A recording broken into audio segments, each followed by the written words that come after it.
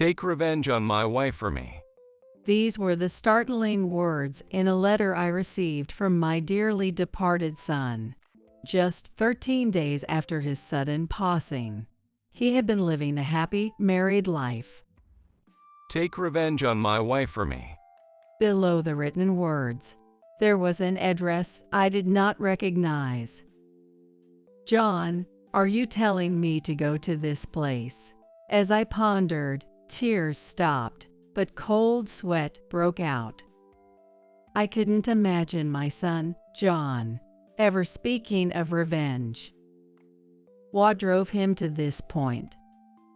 What could I possibly discover at this address? I had been shut inside my home since the funeral ended, but I quickly left my house. I was so absorbed that I even forgot to put on makeup. But that didn't matter. I wanted to fulfill my beloved son's wish. With a single-minded focus, I hurried to the address written in the letter. The place John specified in his letter was a rental storage facility, a bit away from our home. Among the rows of warehouses, I found the one with the number mentioned in the letter. I inserted the thin, small key attached to the letter into the lock and opened the door of the warehouse. The small room, about the size of 100 square feet max, was dimly lit and slightly musty, despite it being daytime. When I pressed the switch next to the door, the bare fluorescent light buzzed and lit up the interior. What is this? Instinctive fear took hold of me, and my entire body started trembling.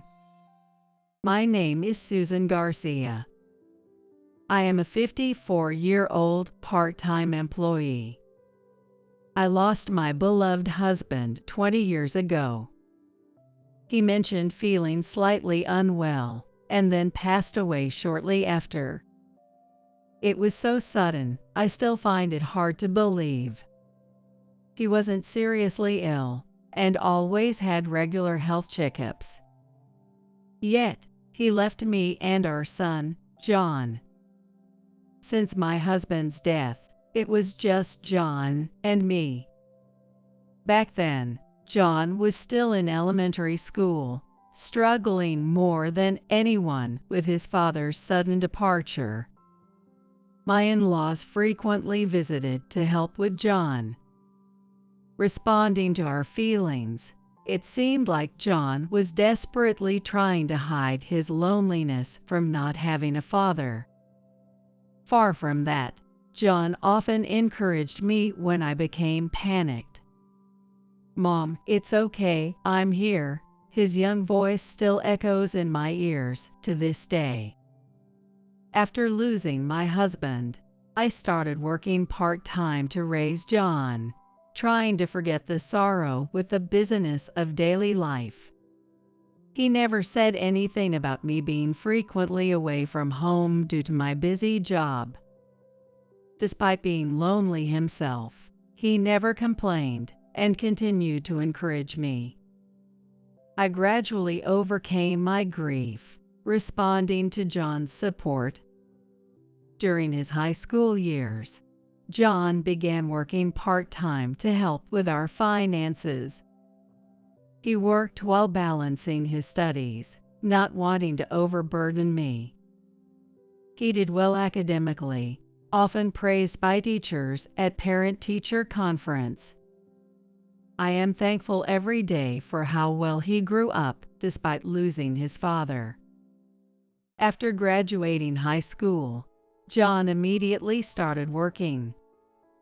He had good enough grades for any university, but probably considering me, he made his decision.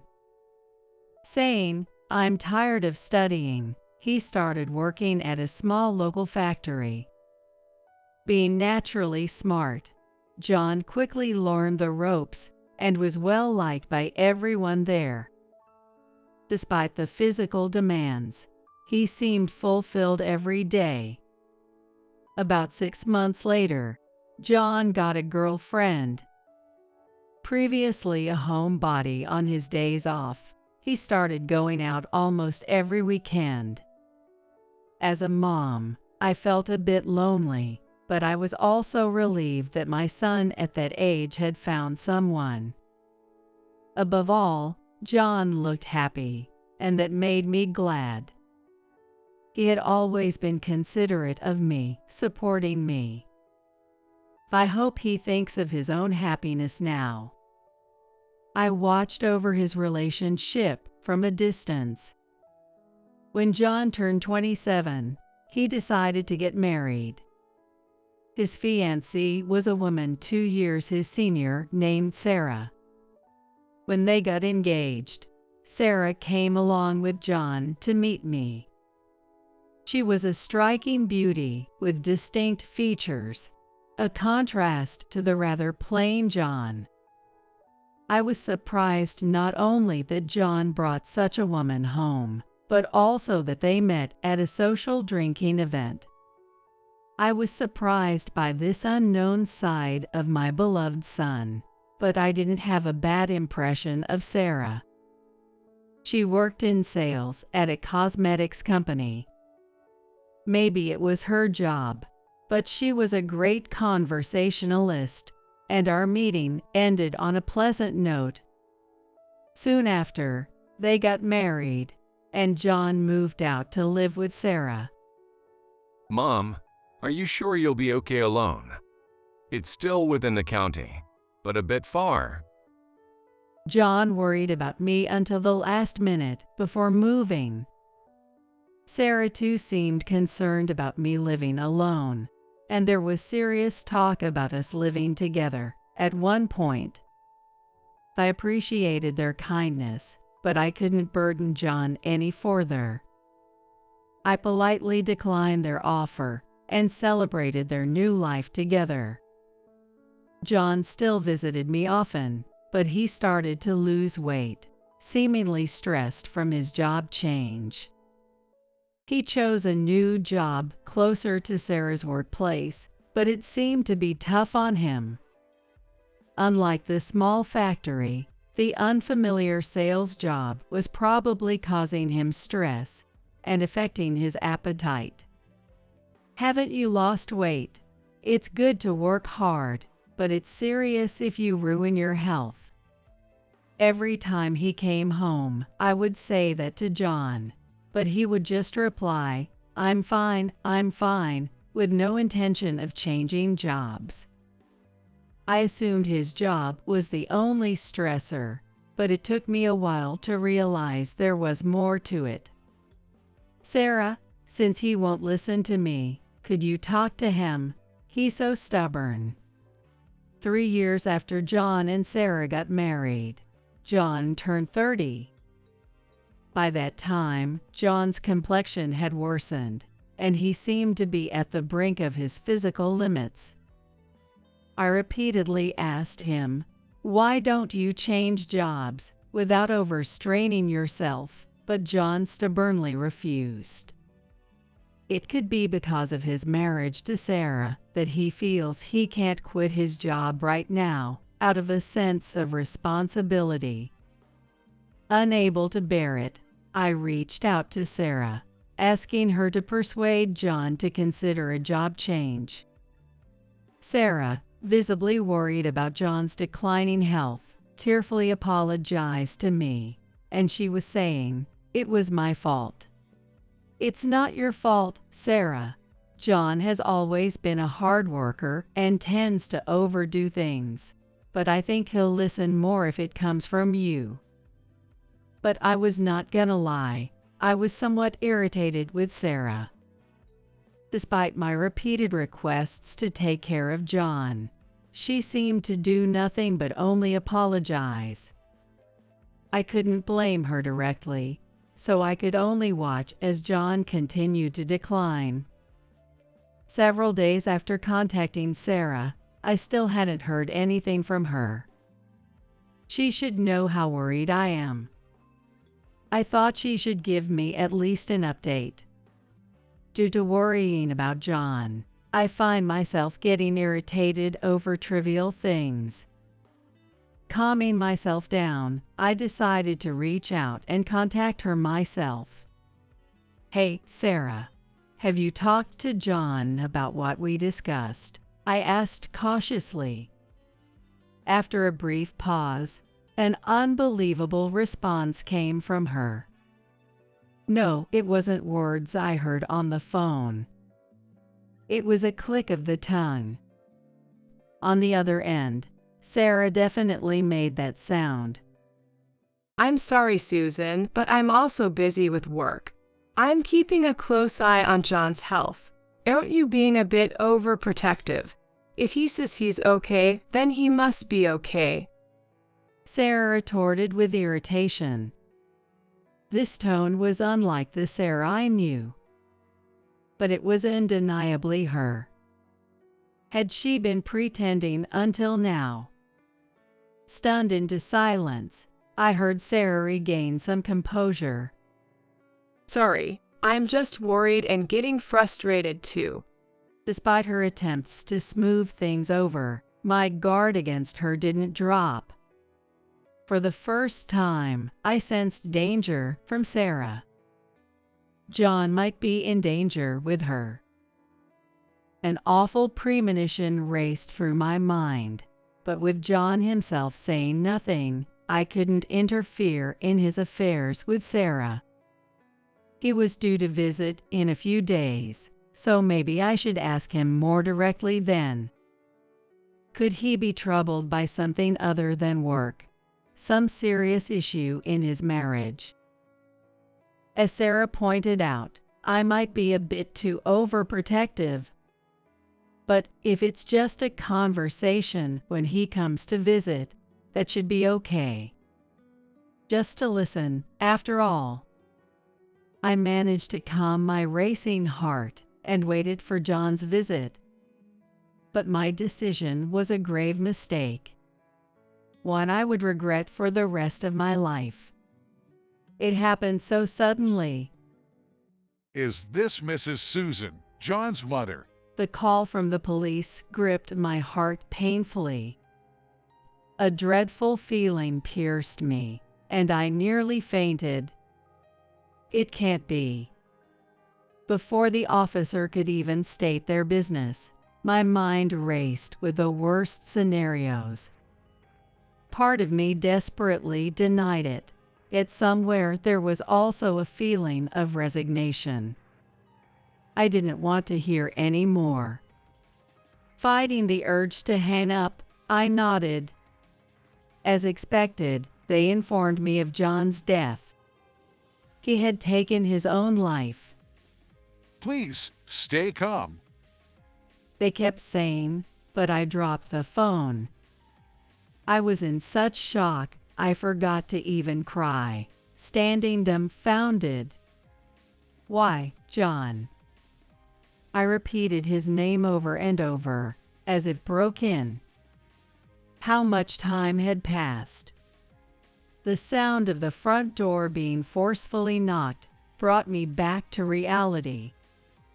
Concerned about the disconnected call, several police officers had come to check on me. I crawled to the door and opened it. Seeing the officers' sorrowful faces, I finally broke down and cried. A female officer accompanied them, embracing me as she cried along.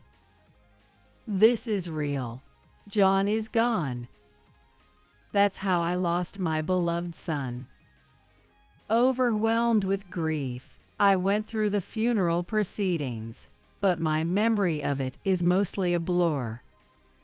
I had even forgotten my anger towards Sarah, focusing solely on what needed to be done. There were many things I wanted to say, to talk about, but at that moment, I couldn't do any of it. The police, seeing my condition, decided to postpone their inquiry for a while. During that time, the police seemed to be questioning Sarah, but I doubted she would reveal anything. My intuition told me Sarah was the reason behind John's downfall. Why didn't I contact John right away? Why didn't I go to him immediately? Regrets flooded my heart, and I found myself unable to talk to anybody for a while. Then a letter arrived for me. My hands trembled as I saw the sender's. John's name. The handwriting was unmistakably his. John was supposed to have passed away 13 days ago. In a panic, I rushed back to my room and tore open the envelope. Tears naturally flowed as I clutched John's letter. It must have been written by him before his passing. Without a suicide note, the true cause was shrouded in darkness, and I was afraid to read the contents. However, this letter might reveal what happened to John. The cause that had been eating away at him for years. The letter, opened with trembling hands, was filled with words of gratitude towards me. My body shook uncontrollably, and sobs overcame me. Why couldn't I save John? Why? The same questions circled in my mind.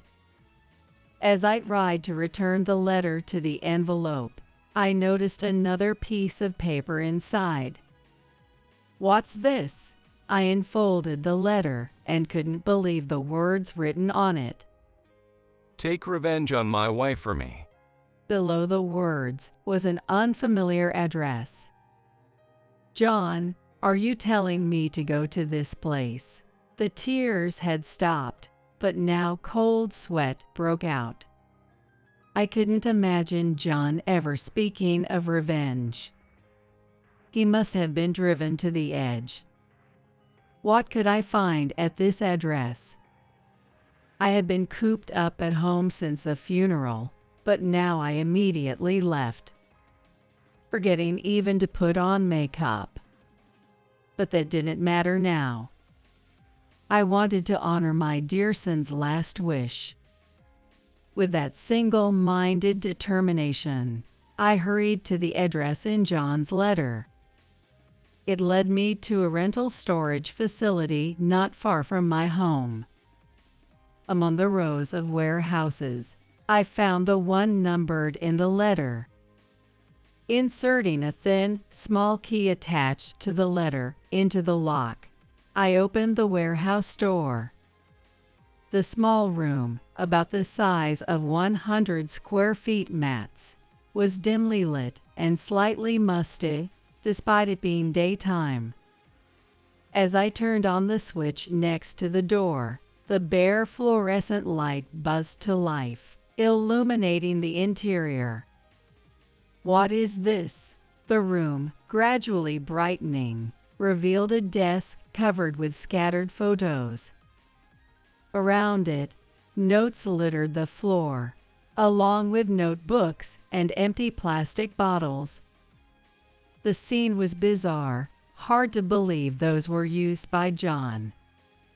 He was always organized and tidy, unlike this mess. A sense of fear instinctively gripped me, shaking my entire body. I'm about to see something I shouldn't.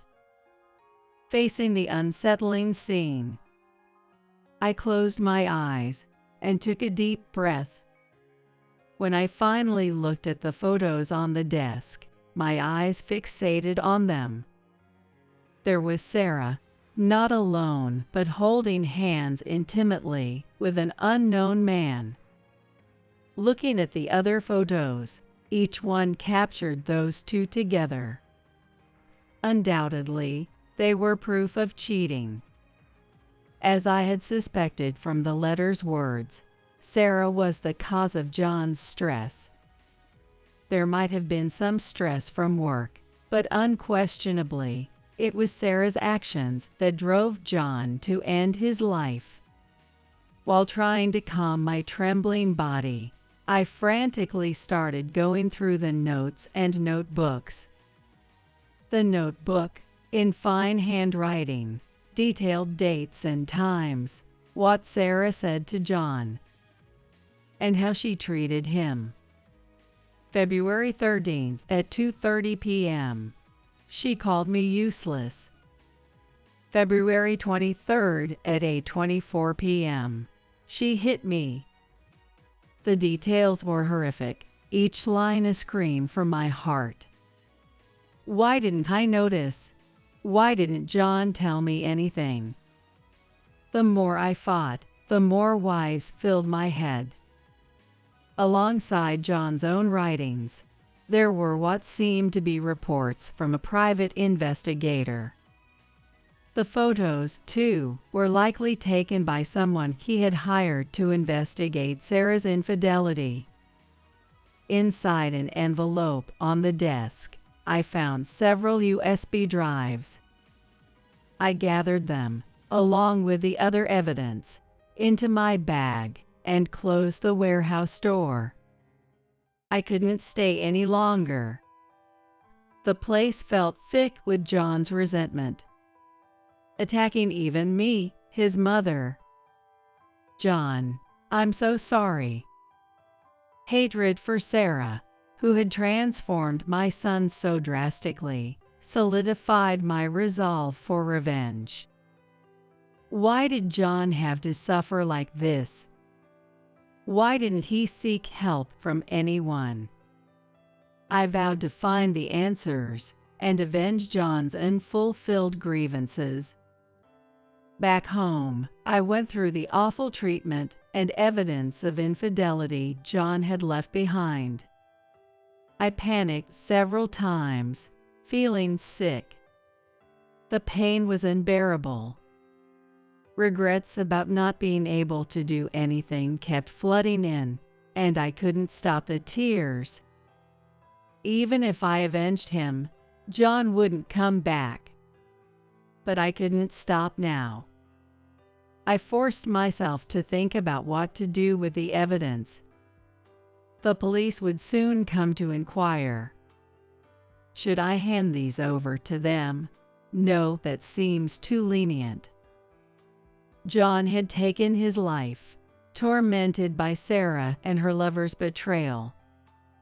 What should I do to ensure John rests in peace? Just then, the doorbell rang, signaling a visitor. Was it the police? Looking at the intercom camera, I saw a familiar face. Hello, it's Johnson. The young man on the camera was Johnson Smith. Johnson is John's friend since high school. I opened the door, and Johnson's face was the awkward face. I invited Johnson inside and led him to John's room. Johnson took out some sweets from his paper bag and gazed at John's photo. He prayed intently for a while, then turned back to me. His face had changed from earlier. It seemed like he had made some kind of resolution. Johnson adjusted his glasses with his left hand and reached into his pocket, pulling out a letter. Johnson took out a letter and handed it over to me. It was identical to the one I had received from John. This letter is from John. I was informed that it has reached you as well.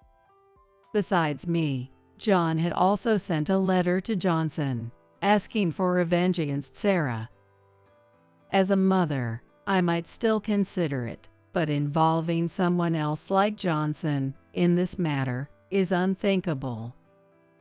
Though it pains me to go against John's wish, I had to convey just that.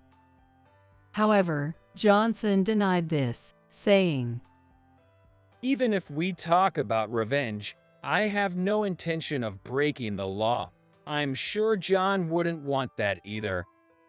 Hearing Johnson say this made me realize something. What was I thinking? I had been swept away by the idea of revenge in the shock of losing John. Although I didn't have a clear plan, I feared what I might have done if I were alone. Perhaps John also thought of this, which is why he left a letter for Johnson too. At the funeral, I handed it to you, but let me do it again. Johnson continued, taking out a business card case from his pocket. The card he gave me had Johnson's name and his work details. I couldn't talk to you in detail at that time and just handed you my business card rather abruptly. Thinking back, I indeed received his business card at the funeral. He used to come over to our house several times since high school and even attended John's wedding party. Why he gave me the business card at this time, I remembered thinking, but I was too shocked to check it then. I hadn't paid attention to Johnson's words at that moment. He had definitely said, Please contact me if you're in trouble. The business card read Johnson Law Office. I recalled it. Johnson had pursued a career in law after graduating from high school. He had visited our home even after that, but all I knew was that he was working in New York. I never imagined that Johnson had become a lawyer. Accepting John's letter, Johnson had decided to seek revenge within the bounds of the law. Johnson, having lost a dear friend, had made this resolution and came to visit me. My office is closed for a while, He said, smiling for the first time. It was a nostalgic smile. Johnson wanted to help me and John as a friend. He didn't want to accept payment. Along with the letter, a substantial retainer fee arrived from John through registered mail with cash. But Johnson handed it all back to me. I can't accept this. This is the least I can do, having been unable to help him. Please let me do this job as his friend. Johnson said that. I hastily stopped him and decided to keep the money for the time being. Not only I but also Johnson had struggled with our inability to save John. So I should consider Johnson's feelings as well. I told Johnson about the contents of John's letter and the items I found in the storage. But let's take a break for now. You must be tired from the long journey. Shall we have some tea first? Johnson might be feeling the same urgency, but we had found a strong ally in each other. That was true for both of us. We needed to calm down first.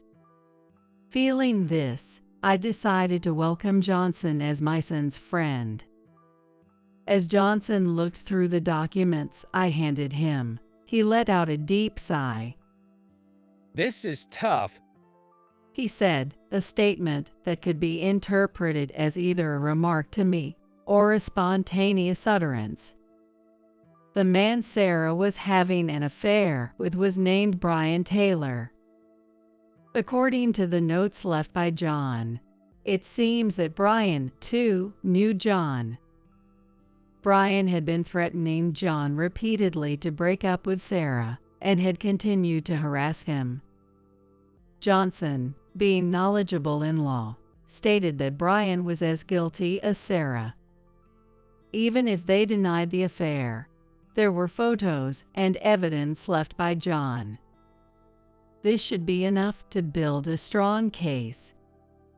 As a lawyer, I can't do much in court, but I do have the knowledge. Holding the two people responsible for pushing John to the brink would mean the end of Johnson's role as a lawyer in this matter. That's because he has no intention of defending those two. Then the next step would be to organize the evidence John left behind and submit it to the police. Also, demanding a significant amount in damages from them would be part of the plan. We will submit what John left to the police and bring those two to justice, Johnson affirmed, as if convincing himself. He needed to say this to maintain his composure. I explained to Johnson that the police were scheduled to question me soon. With all this evidence, Sarah and Brian would face some punishment, no matter what they say. However, I desperately wanted to talk to Sarah directly. As John's mother, I felt it was my duty to confront her. I told Johnson that I wanted to talk to Sarah without revealing the existence of the evidence. Johnson readily agreed, saying, "Of course." Once Johnson submits the evidence to the police, there might be no more chance to talk to Sarah. The police could come to me at any time. The time left must be short. I decided to go to Sarah's house immediately. Sarah showed a look of confusion when I suddenly visited her without any prior communication. She must have thought I was still recovering from the shock of the funeral. She had shown her true nature over the phone before, which must have made her feel guilty. She must have been internally panicking about what I would say. "I've heard everything from John. He is never coming back. But apologize right now. Apologize to John." Seeing Sarah leading a normal life even now, my patience reached its limit. I realized I was speaking before I knew it. What are you talking about? Why should I apologize to John? What did I do? Sarah's face froze for a moment in shock, and then she became hysterical. Her reaction told me she had been restless these past weeks. She has been constantly worried about when her committed sins would be exposed. She reacted sensitively to my words because she couldn't deceive me. She might be able to deceive the police during questioning since they don't know the truth, but she can't fool me. "I've heard everything from John. Your affair with a man named Brian, all the terrible things you've done to John. It's all your fault. You took John away from me." I carefully chose my words and confronted Sarah. As expected, she became more agitated. I don't know. I haven't done anything." Sarah covered her ears with her hands and shook her head. Her mental state had already been shattered. My visit completely broke her.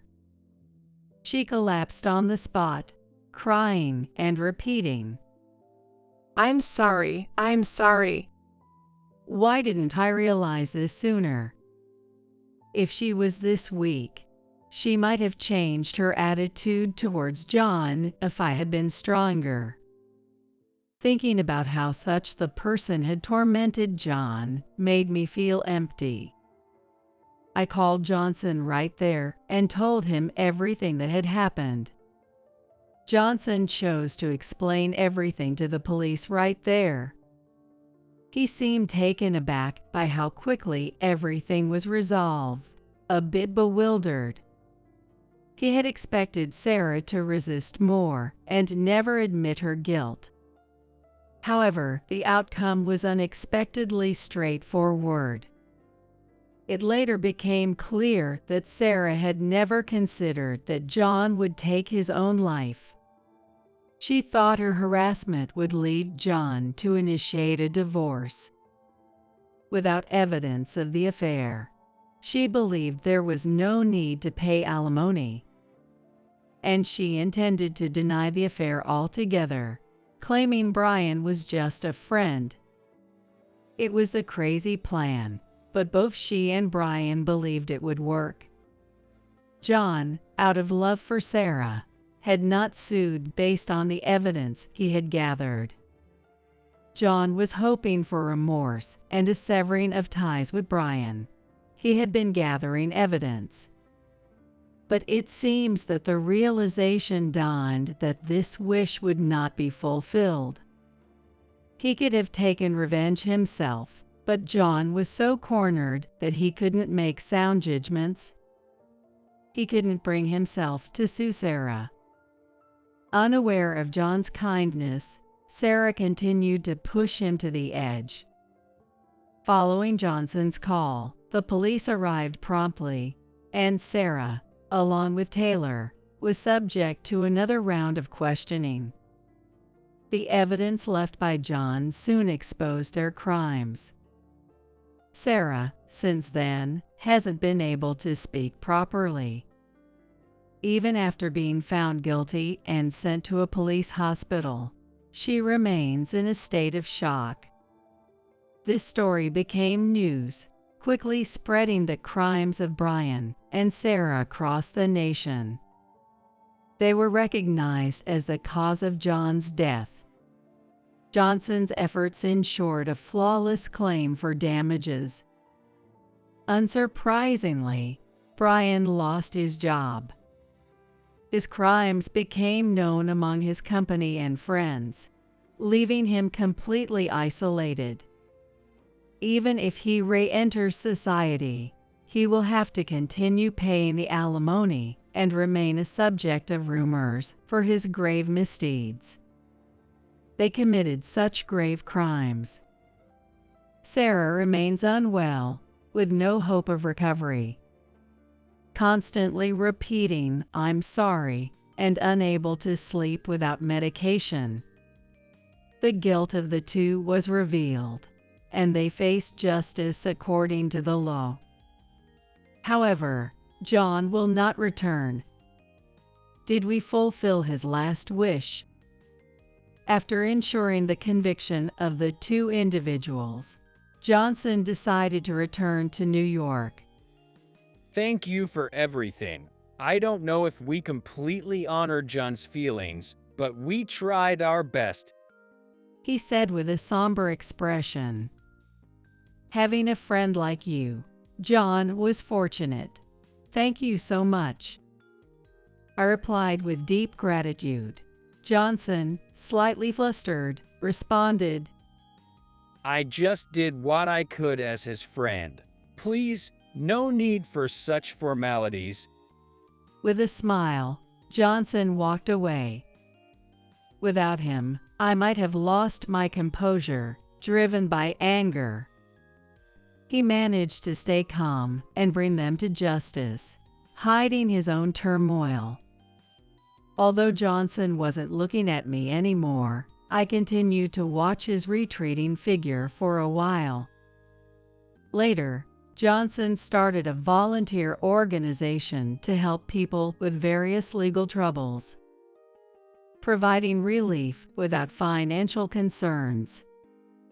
His inability to save John must have been incredibly frustrating.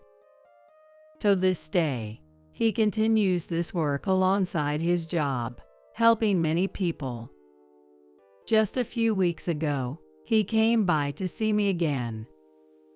During that visit, he introduced me to his wife and their newborn child. Despite his busy schedule, he makes sure to visit a few times a year. John must be delighted. As for myself, I quit a part-time job I had since then.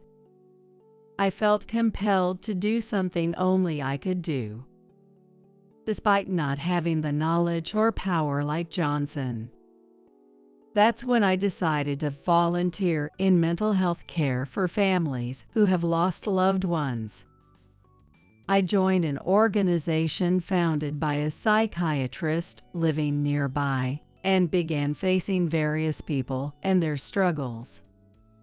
Johnson's support saved me, helping me recover from the loss of John.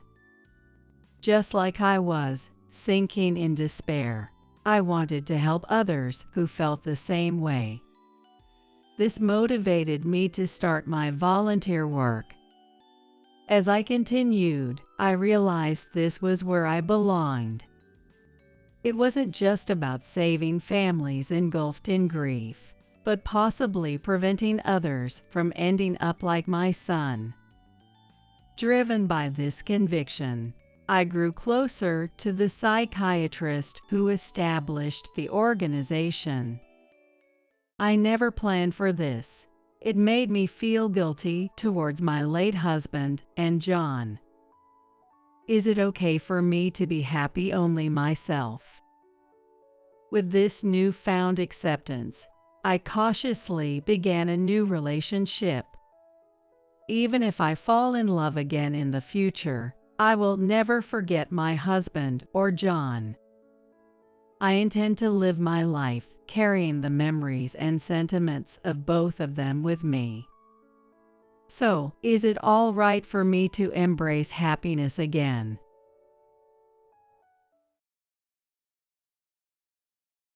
Grandma, I'm hungry. What's for lunch?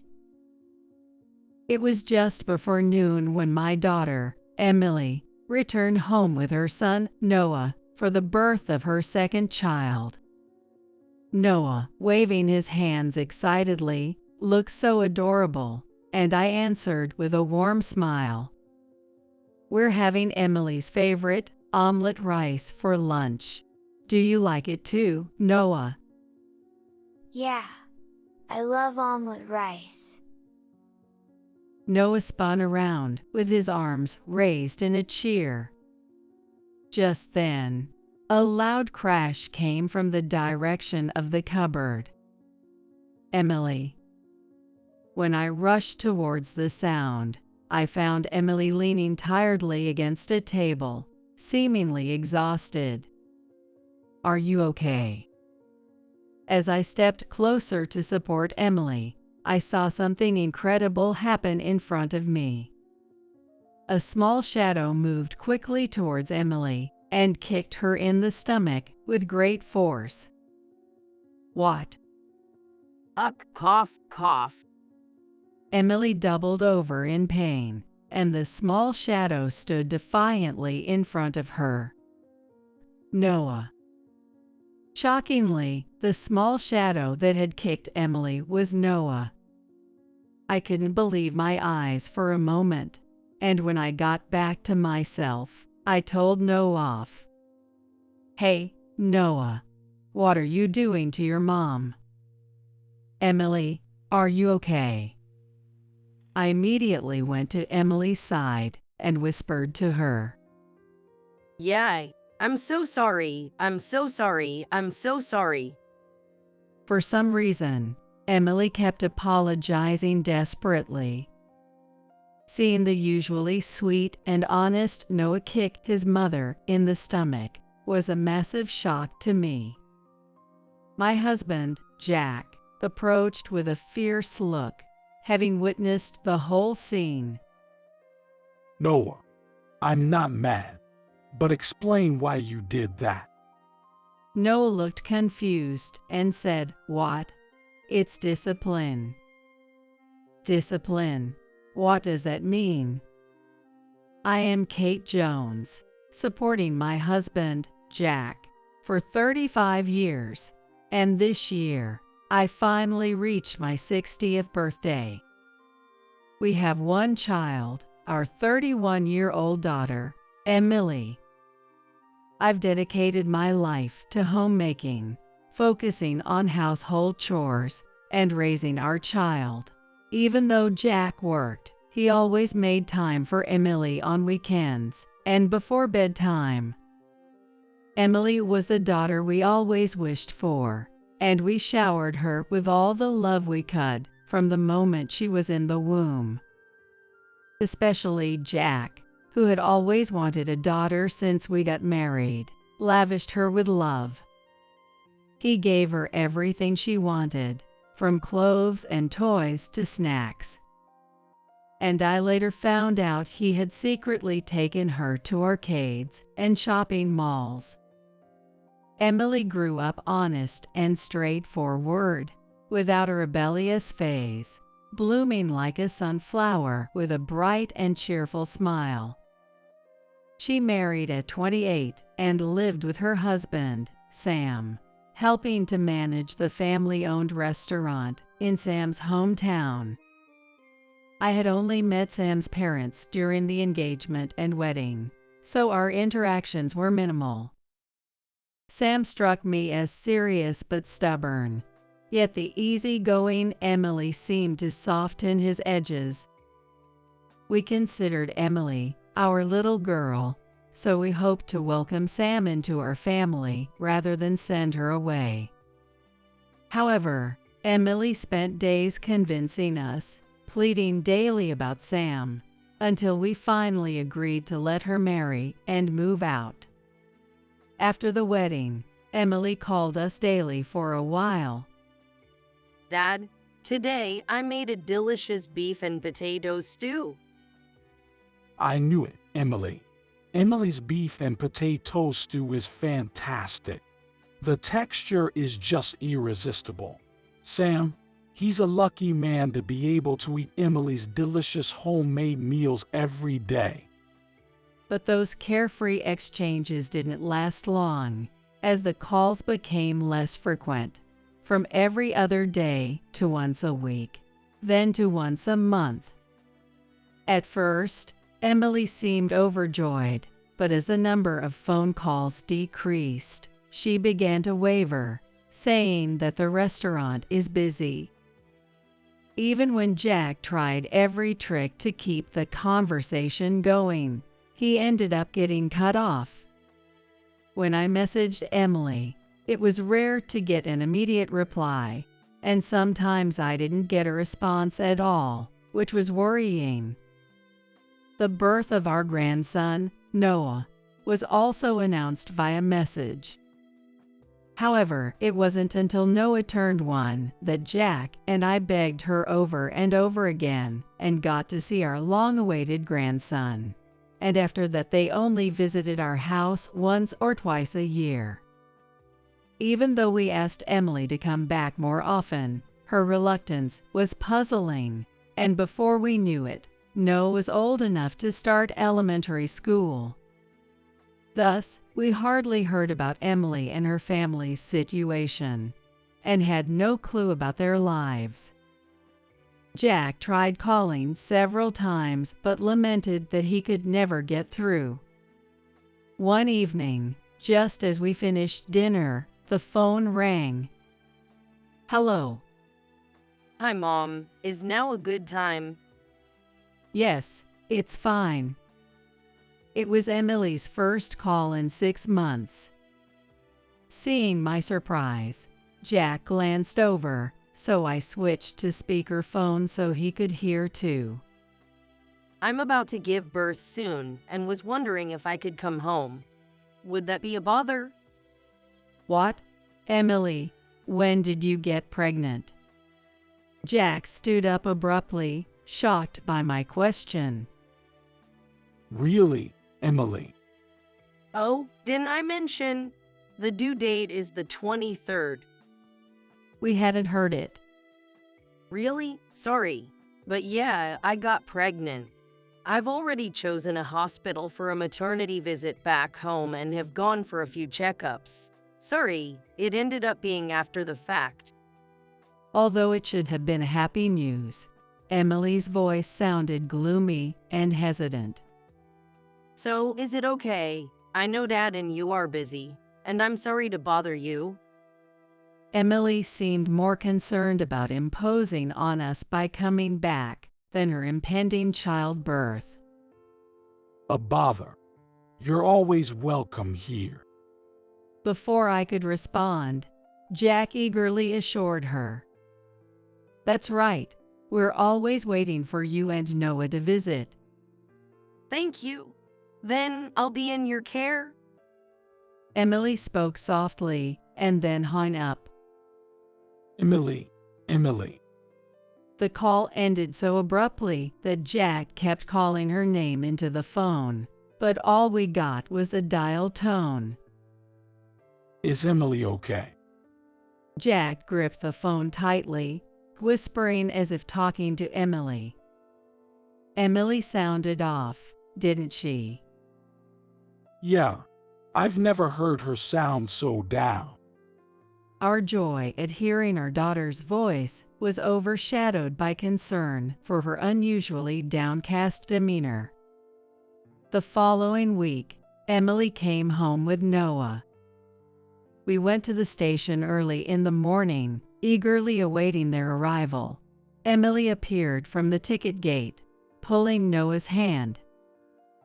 Emily, Noah.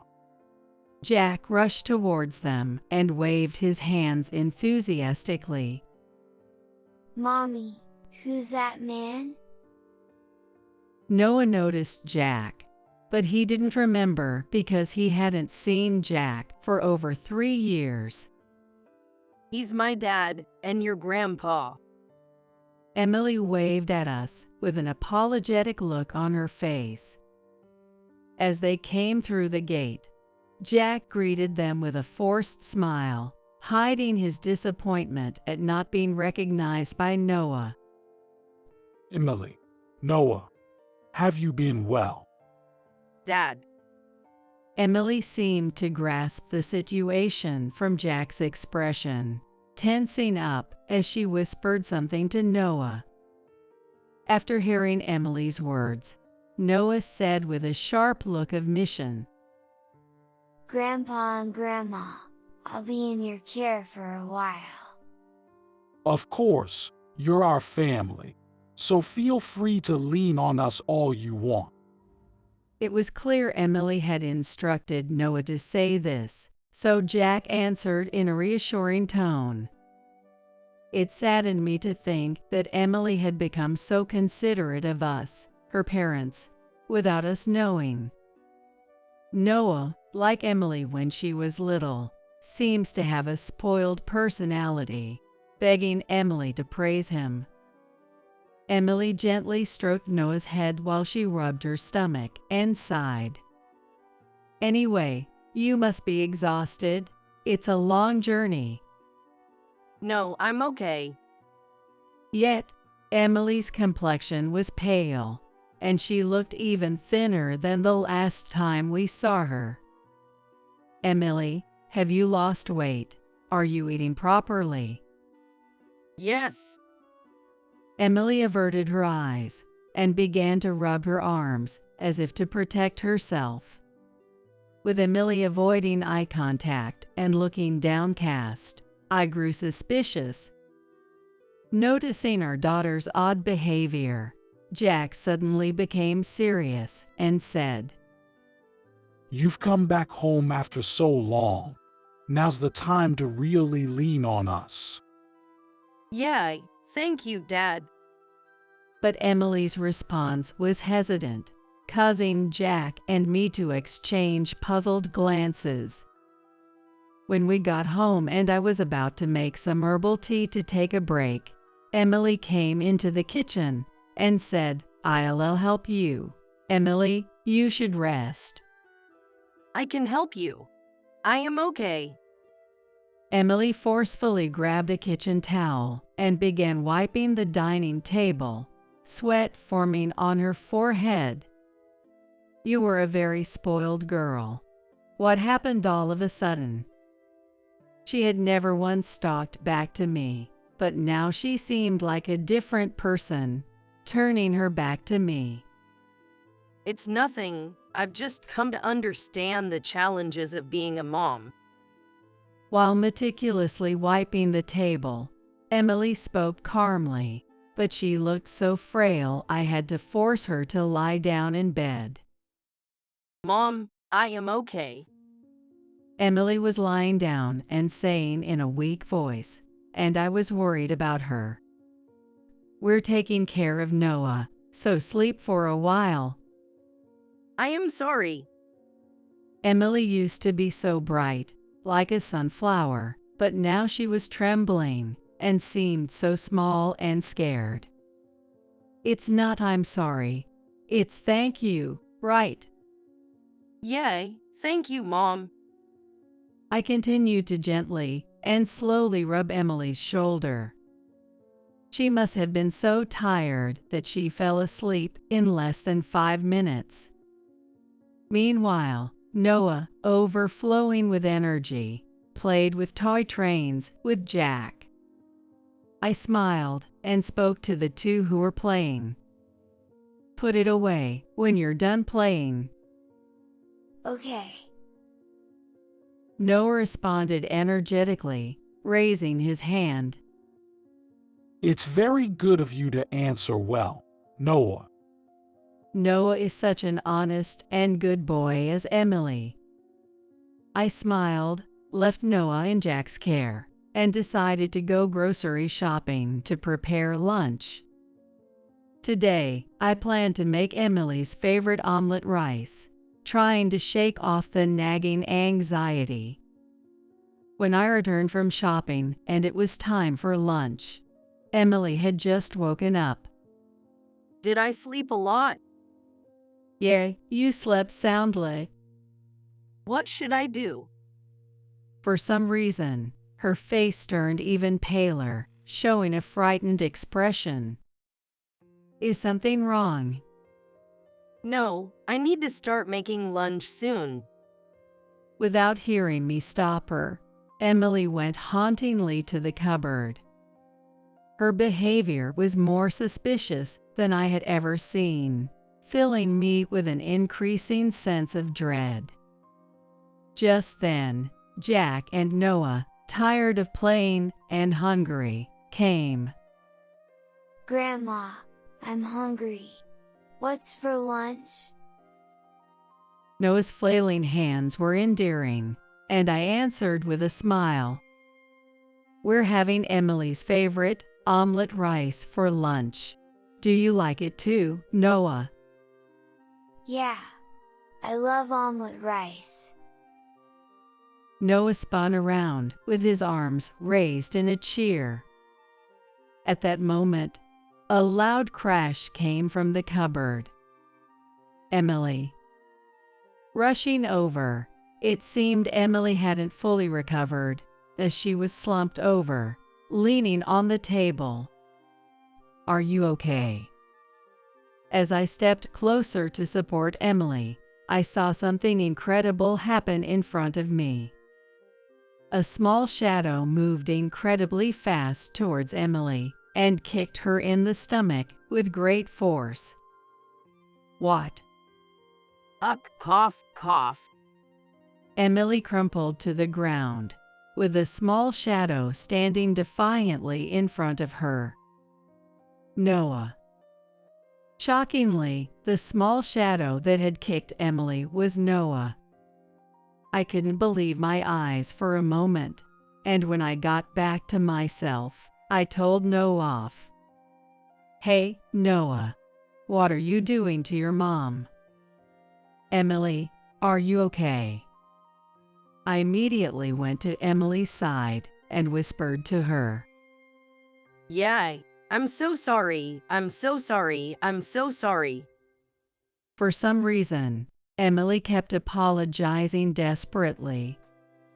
Seeing the usually sweet and honest Noah kick his mother in the stomach was a massive shock to me.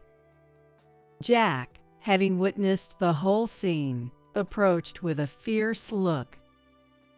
Noah, I'm not mad, but explain why you did that.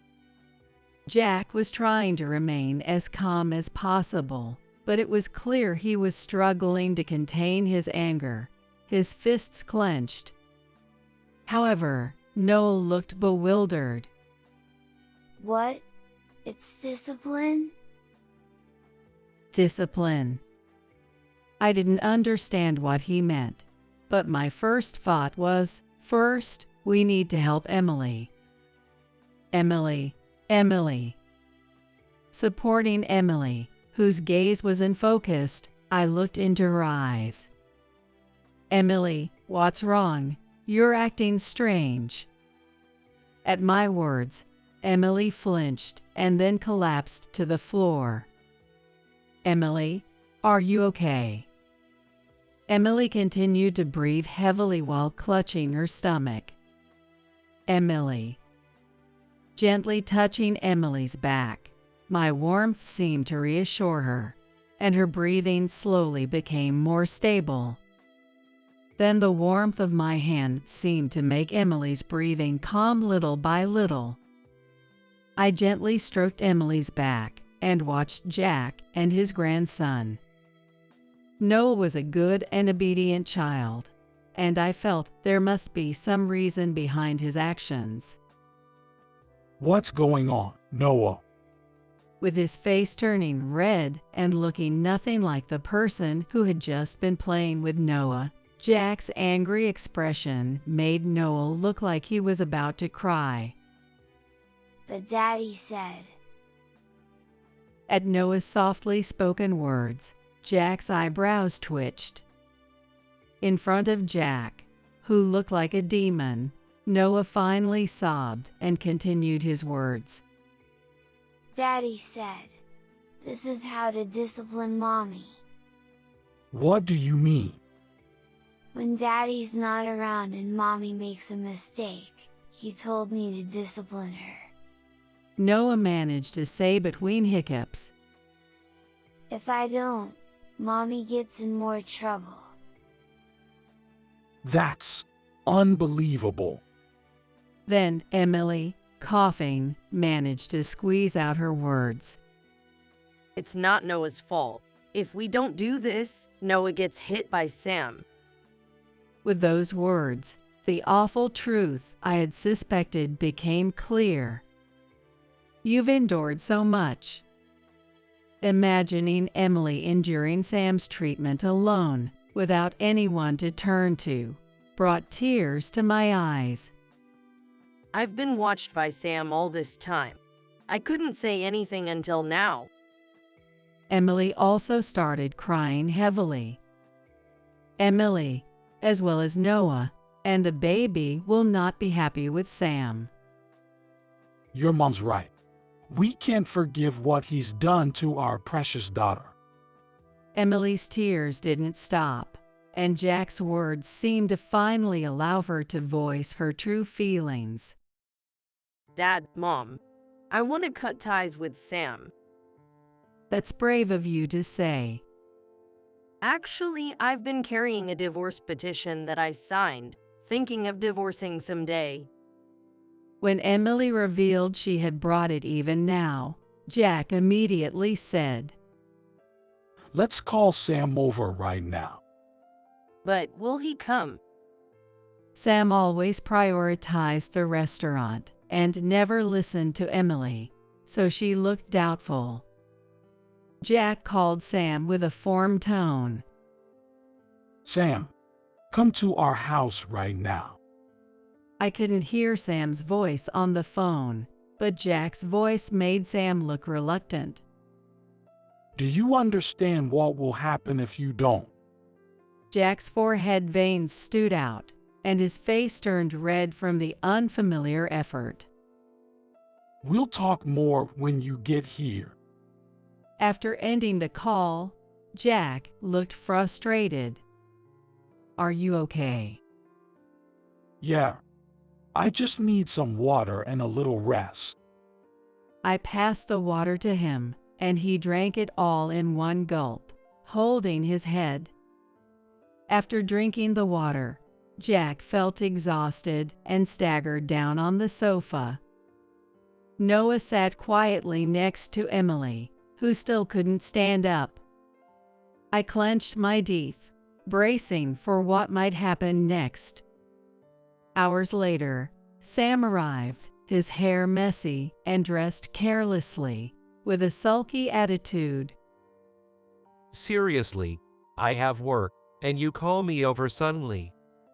Jack, slightly recovered, spoke up at Sam's attitude, which suggested he might attack Emily if we weren't watching. How could you do this to our precious daughter? Sam, sensing something, responded noncommittally and glared at Noah.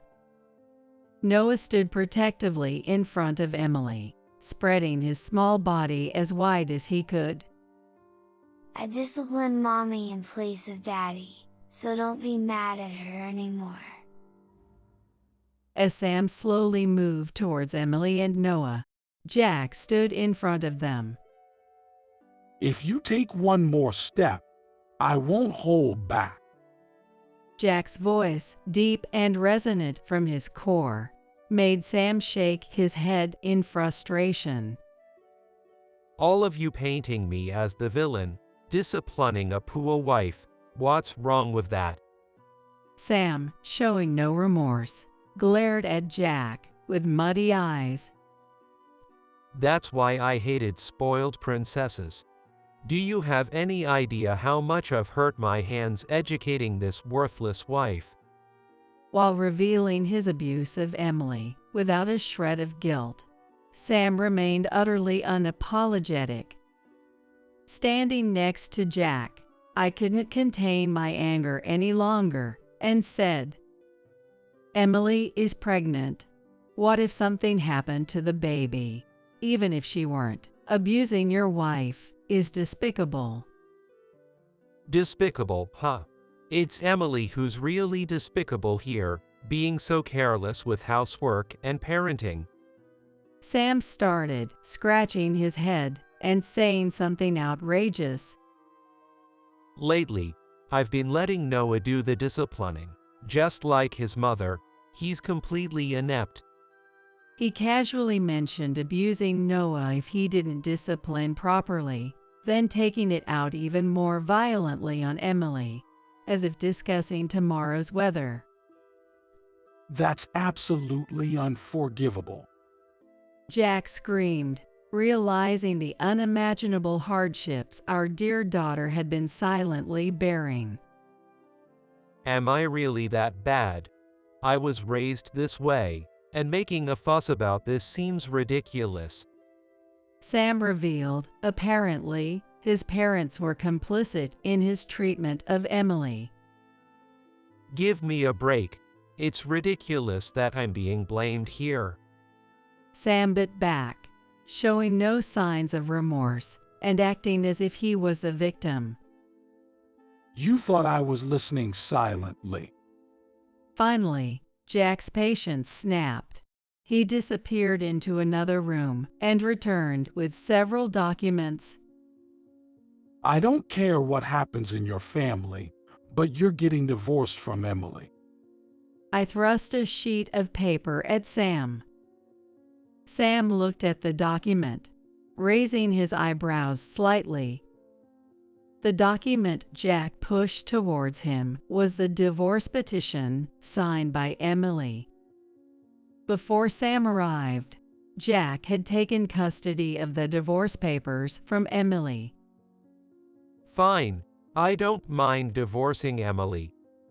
Sam quickly signed the divorce papers and handed them back to Jack. Jack secured the signed divorce petition and prepared more documents. Additionally, considering Emily will need support, I want back all the money I invested in your parents' restaurant.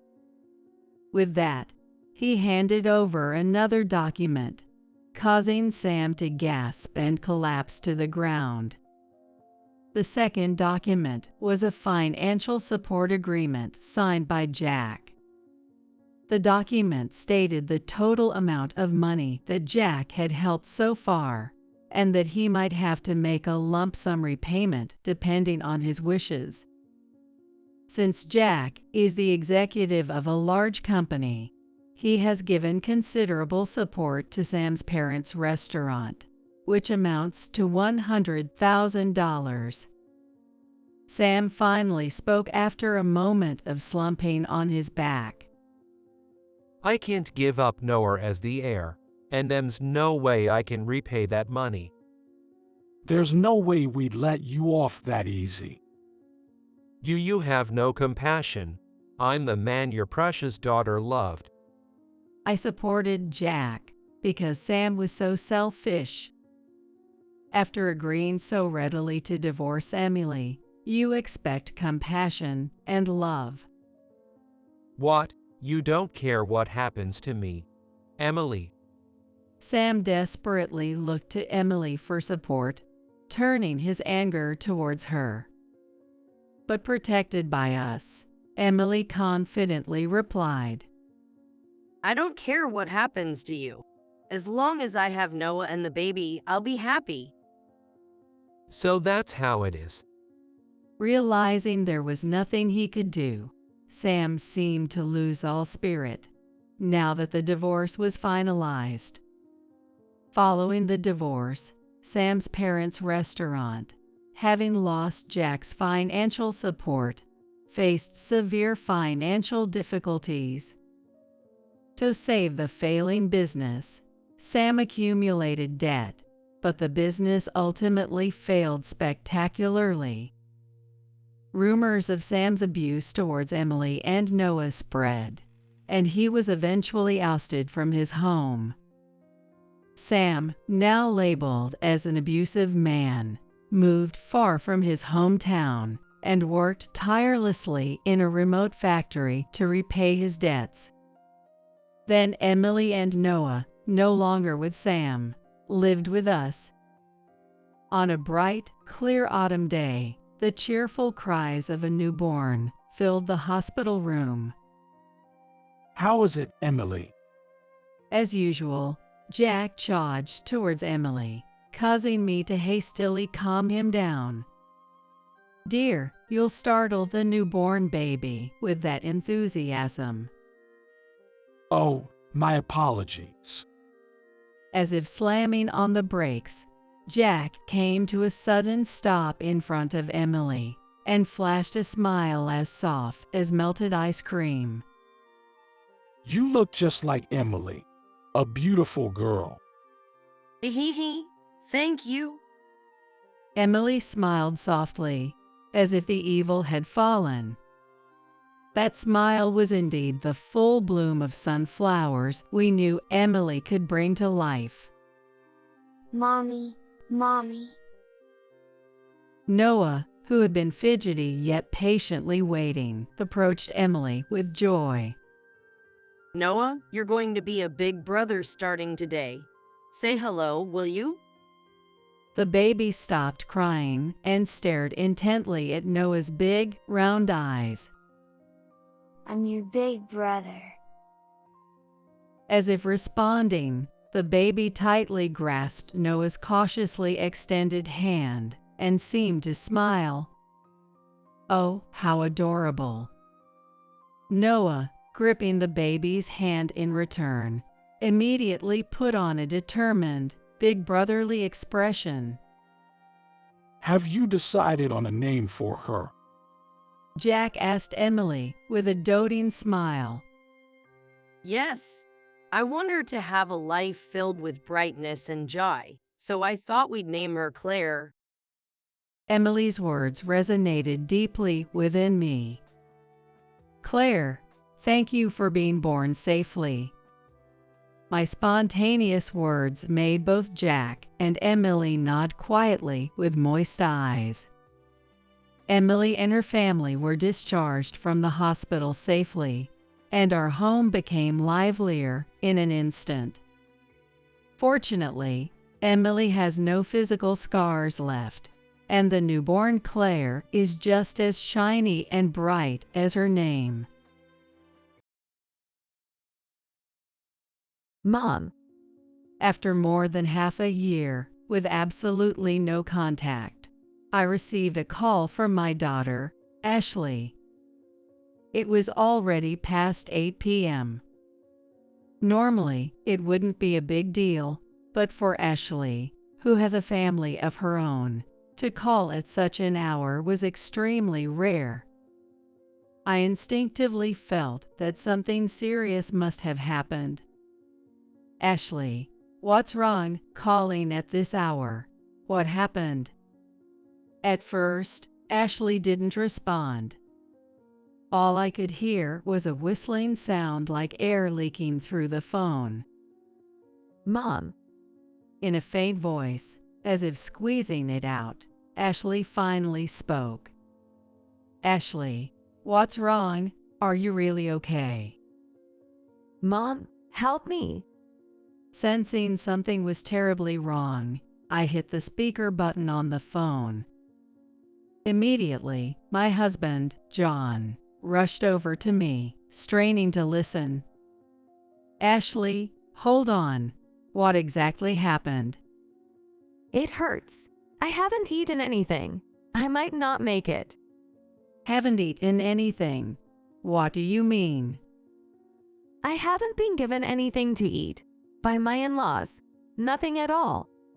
I pictured Ashley crawling on the floor, desperately reaching out to me for help. We have to do something fast, or Ashley's in danger. John shouted and grabbed the car keys and headed for the front door. "I'm coming to get you right now," I yelled into the phone, hurrying after my husband. My name is Susan Smith, 70 years old. Currently, John and I run a fine dining restaurant together. John, having trained in a renowned restaurant when he was younger, is well known for his skill. John and I met through a family introduction, and upon marrying, he opened his own restaurant. John's not just skilled, but he's also got a way with words and a down-to-earth personality that's won him a lot of regulars.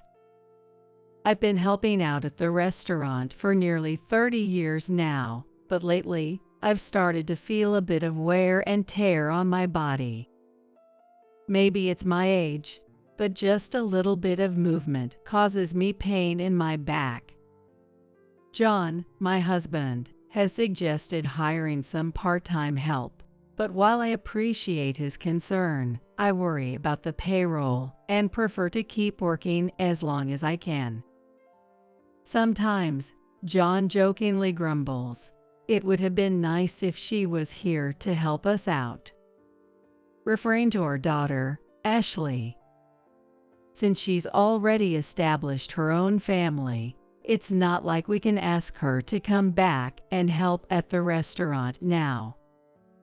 Ashley is currently living about an hour's drive from our home, in the next town over, with her husband, Mike, and their son, Kevin, as well as Mike's mother, Linda, and recently, Mike's sister, Sarah, has also moved in with them.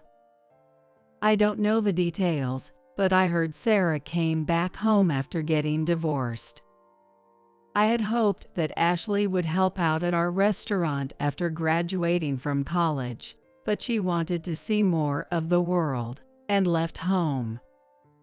She ended up getting a job at a major department store, working in the women's clothing section. Fresh out of college, Ashley, with her charm and natural brightness, quickly won over the customers. It was there she met her future husband, Mike. Mike worked in the sales department, focusing on high-end clients, a star in one of the most prestigious parts of the store. When Ashley first introduced Mike to me, I couldn't help but feel a bit of unease. "Are you sure it's okay to marry such a perfect man?" In fact, Mike had a handsome face and a knack for charming conversation that captivated many customers, with some even visiting the store specifically to see him. Yet, Ashley would dismiss my concerns with a carefree smile, saying, "It's okay, Mom, don't worry, I trust him." Following that, Ashley married Mike and, taking that as an opportunity, quit her job at the department store to dedicate herself to supporting her husband as a stay-at-home wife. The next year, their son Kevin was born, which brought me the joy of having a grandchild and relieved my worries. Despite everything, it seems like those two are doing just fine, huh? For a while, the Young family of 3 was living in an apartment, but 5 years ago, following the death of Mike's father, They moved to live with Mike's elderly mother, thinking she'd be lonely on her own. Ashley would call home from time to time, but lately, she lamented that Mike was often not around. Mike stayed out late for work again yesterday and ended up staying at a colleague's apartment. It's been happening a lot recently. Even on weekends, he's away on business. Still, Ashley laughed it off over the phone, saying, maybe it's just part of being an adult in society. One day, I decided to call Ashley after a long time. Kevin's birthday is coming up, right? Do you have any plans on the day? We don't have anything particular planned for the day. Why? Perfect. Our restaurant is closed that day. So how about you, me, and Kevin go out somewhere? To an amusement park or an aquarium, anywhere that would make him happy. That might be nice. Mike has been really busy with work lately and hardly ever comes home. So Kevin hasn't been able to go out much and is bored. Ashley sounded excited over the phone, but as Kevin's birthday approached, Ashley called me to apologize. I'm sorry, Mom. I hate to say this, but something came up after we spoke. I can't go out with you and Kevin after all. I'm really sorry. Something came up. What happened? A birthday party organized by the kids' club was scheduled, so we can't make it that day. A kids' club? Huh. I guess you can't just cancel on them. I was a bit disappointed, but quickly shifted gears. Well, it doesn't have to be on Kevin's birthday. Just let me know whenever you're free. I'm sorry, Mom. It doesn't look like we'll be able to go anywhere for a while. Next week there's a nature class with the kids' club. And the week after that, swimming lessons start. It's all pretty packed. Kids these days sure are busy. It's a shame, but it looks like we'll just have to give up. I had been looking forward to seeing my grandson, so my disappointment was significant. I asked some regular customers who are currently raising children about the latest game consoles that kids enjoy, and I sent one to Kevin.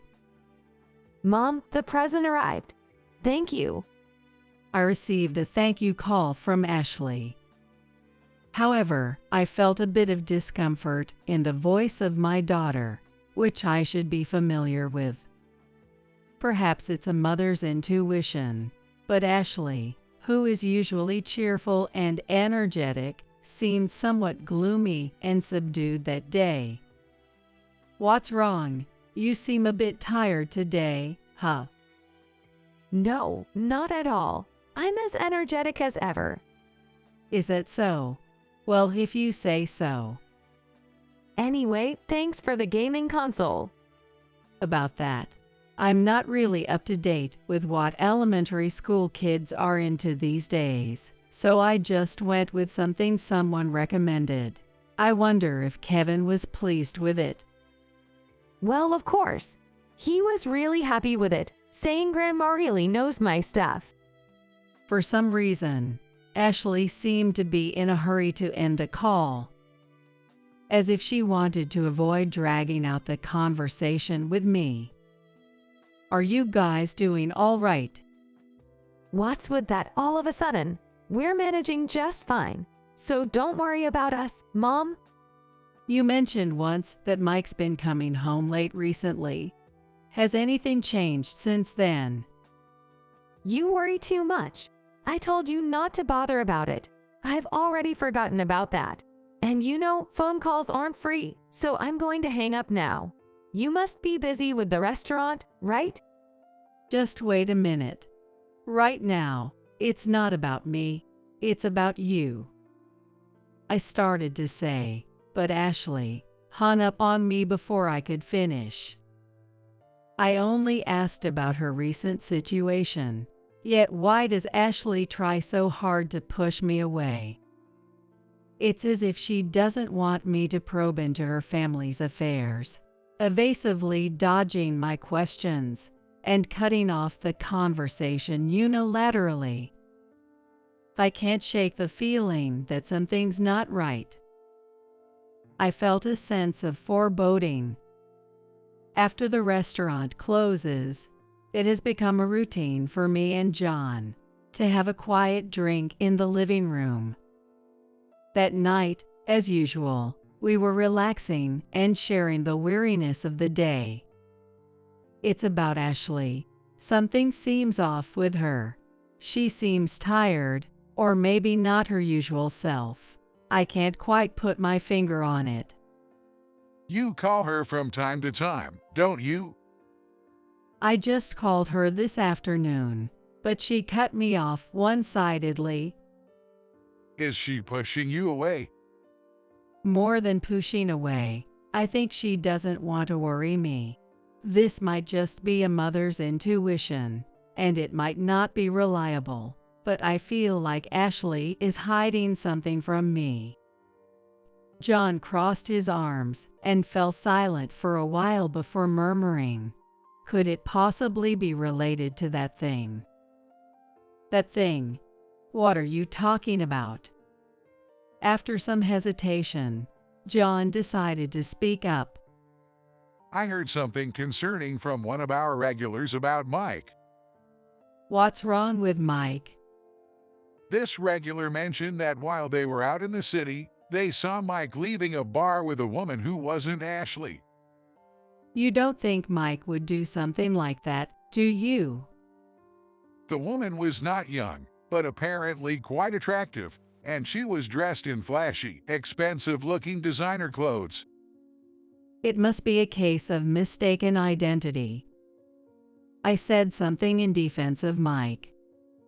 No, it's more accurate to say I didn't want to stir trouble between Mike and Ashley out of parental concern, rather than defending Mike per se. Of course, the regular wasn't sure it was Mike, just someone who looked somewhat like him. I didn't want to take that regular's eyewitness account at face value. Yet, I've heard that Mike has been coming home late recently and going out more on weekends. Maybe, unbeknownst to us, Mike is seeing another woman apart from Ashley. With no concrete information, my mind can't help but wander to the worst possible scenarios. I'm worried about Ashley. She never complains or shows weakness. If she knows about this and is struggling. Don't think too negatively. I'll see what I can do. For starters, one of our regulars is a lawyer. I'm thinking of consulting him. Since then, I've been so worried about Ashley every day that I even ended up breaking dishes I was washing. What's wrong? You seem tired yourself, don't you? I stopped working and tried calling Ashley numerous times, but she hardly ever responded. Occasionally, she'd remember to tell me I'm doing fine, with a brief update, but it was surprisingly nonchalant.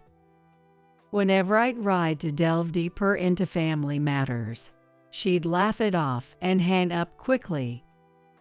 Each time I heard Ashley's voice over the phone, it sounded more and more lifeless, as if it could disappear at any moment. I remembered Ashley's charming smile that everyone loved before she was married, and as my anxiety grew day by day, I found myself in tears. Then, about half a year later, I suddenly received a call from Ashley, with whom I had lost all contact. It was after 8 p.m. Normally, it wouldn't be a big deal, but for Ashley, who has a family of her own, to call at such an hour was extremely rare. I instinctively felt that something serious must have happened. "Ashley, what's wrong, calling at this hour? What happened?" She didn't respond. All I could hear was a whistling sound like air leaking through the phone. Still, I was certain it was Ashley holding the phone. Is there nobody around you? Are you alone there? Since I couldn't hear any background chatter, that's what I thought. Mom. In a faint voice, as if squeezing it out, Ashley finally spoke. Ashley, what's wrong? Are you really okay? Mom, help me. Sensing something was terribly wrong, I hit the speaker button on the phone. Immediately, John rushed over to me, straining to listen. Ashley, hold on. What exactly happened? It hurts. I haven't eaten anything. I might not make it. Haven't eaten anything. What do you mean? I haven't been allowed to eat by my in-laws. Nothing at all. I pictured Ashley crawling on the floor, desperately reaching out to me for help. We have to do something fast, or Ashley's in danger. John shouted and grabbed the car keys and headed for the front door. I'm coming to get you right now. I yelled into the phone, hurrying after my husband. Throughout the drive, we were both silent. John kept his grip on the steering wheel, his brows furrowed and veins standing out on his forehead. It was probably a mix of inexplicable anxiety and anger at the thought that our precious daughter might be undergoing some unjust treatment. Looking in the mirror, I was sure my expression mirrored John's. Fighting the urge to cry, I closed my eyes, and images of Ashley's youthful, innocent smile floated before me. An innocent girl, unaware of the world's evils, reaching out to us with her tiny hands, trying to share her happiness, filled me with frustration. Ashley was asking for help. Thinking this made me feel all the more pathetic for not having noticed her suffering sooner. From the sound of her voice on the phone, it was clear Ashley was very weak, even without seeing her with my own eyes. I couldn't believe that Ashley, who used to radiate vitality, with a smile as bright as a picture of health, was now pleading for help in such a voice. Looking out the passenger window at the dark streetscape, I murmured, "This must be a dream. I must be having a nightmare." As we passed through a quiet residential area, the light leaking from each home seemed to carry the laughter of families, making me feel that this was how it was supposed to be for Ashley and us, and sadness washed over me again. Even though it was a distance that would take an hour during the day, since the rush hour was over, the roads were relatively clear, and we arrived at the Thompsons, where Ashley lived with Mike and her in-laws, in no time. Are you okay? I can go in alone if you want. John offered his kind words, concerned for me, but this was a matter for our family. No matter what reality awaited us, I was determined we will definitely save Ashley with our own hands. When we rang the doorbell, after a moment, a carefree voice could be heard from inside. Hello? Who is it at this hour? Contrastingly peaceful and laid back to the urgent call made by Ashley, Mike's voice left us puzzled. "It's Susan, Ashley's mother." After I introduced myself, Mike went silent, perhaps cautious, then slowly said, "Is something wrong?" before cracking the door open to peek out at us standing outside. Sorry to bother you late at night, Mike. We have urgent matters. John wedged his foot into the slightly open door and forcefully pushed it open. Hey, what are you doing, John? We're coming in. With a forceful attitude that brooked no argument, we pushed our way into the house. when we stood in front of a narrow room at the end of the hallway with no lights on. Is Ashley here? Why we thought Ashley was in this room, I couldn't explain later, but we had no doubt her daughter was here, calling out for our help from this very spot. It's beyond rude. Even if you are Ashley's parents, I'll call the cops. Well, that works out. Might as well have a police witness this, huh? John didn't flinch as he forcefully slid the room's door open. There, Ashley was crouched on the floor, like a worn-out, discarded rag. It took our brains a few seconds to recognize that this was our daughter, so emaciated and changed was her form. Ashley, oh, what in the world has happened to you? We let out a voiceless cry as we rushed to Ashley, lifting her weakened body. Mom, help me. It hurts. I can't take it anymore. Barely breathing, Ashley managed to respond. It was immediately clear that Ashley was delirious and suffering from severe dehydration. What are you people doing here? Get out, right now. Mike tried to shoo us away as if we were intruders, but his voice lacked any conviction. His gaze wandered as if scared of something, his body trembling uncontrollably. Mike, just bring some water for now. But I can't possibly. Quit your whining and just bring it. My furious shout pressured Mike into running to the kitchen, and he quickly returned with a bottle of water from the fridge. I snatched it away, opened a cap, and said, "Here you go, Ashley, drink some water."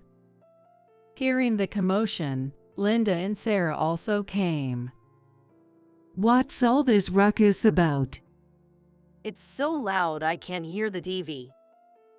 I think we're the ones who'd like an explanation. John glared at Mike, demanding answers, and Mike immediately prostrated himself in apology. I'm so sorry. And then Mike began to explain how Ashley ended up in this state, a story beyond our wildest imaginations. It seems things were going well initially when Ashley and her husband started living with her mill, Linda. However, at some point, Mike started coming home late, and as if in response, Linda's attitude towards Ashley turned cold suddenly. One day, worried about Mike's late returns, Ashley talked to Linda, who, instead of addressing her concerns, blamed Ashley for Mike's absence. Ashley had no idea why she was being blamed, but Linda told her it was because she couldn't get back to her pre-pregnancy figure after giving birth to Kevin, which was completely unreasonable. From then on, Linda began to dump all the household chores on Ashley every time she refused, and even imposed dietary restrictions on her. Despite this, Ashley tried to stay cheerful and brushed off every unreasonable demand, but it seemed Linda didn't find this amusing. The harassment escalated, and under the pretense of preventing secret snacking, Linda took control of all of Ashley's finances. Sarah, Ashley's sister-in-law, who had returned home after a divorce, joined in because she thought it sounded fun, and Linda entrusted Sarah with monitoring Ashley whenever she couldn't. The hardest part for Ashley was not being allowed to care for Kevin with her own hands. There was nothing more painful and sad than not being able to raise her own child, whom she had carried and given birth to, under the same roof. Linda unilaterally forbade Ashley from even seeing Kevin, and if she tried to approach Kevin's room, Sarah, the monitor, would immediately stop her. While Ashley was being forced to clean the bathroom as a punishment, Linda was having a great time with Kevin. This is all I know. Mike said, collapsing weakly to his knees. Don't speak so lightly of our family's shame. Exactly. I can't believe you'd blab such nonsense to strangers. You have really lost your nerve, bro. That's not all, is it? There's more you're hiding, right? Mike looked up for a moment with a huh, and his face showed signs of anxiety. Just then, a taxi stopped at the entrance, and the sound of someone getting out could be heard. Here he came. The three members of the Thompsons were completely bewildered by the situation. Soon, a tall gentleman in his 50s appeared, and Mike's face turned pale. Looks like you know this man, don't you? Mike gave no answer, but it was clear he understood there was no escaping the situation. Without even looking our way, he just waited for time to pass. Good evening. My name is Keith Wilson, an actor. Is this my first time meeting a Thompson family in person like this? He glanced at each member of the Thompson family, confirming their faces one by one. In his younger days, Keith Wilson was a popular actor known to everyone for his roles in movies and TV shows. But as he aged, his popularity waned. Nowadays, he's known more for his past fame than his current work. Why is Keith Wilson, of all people, here at our house?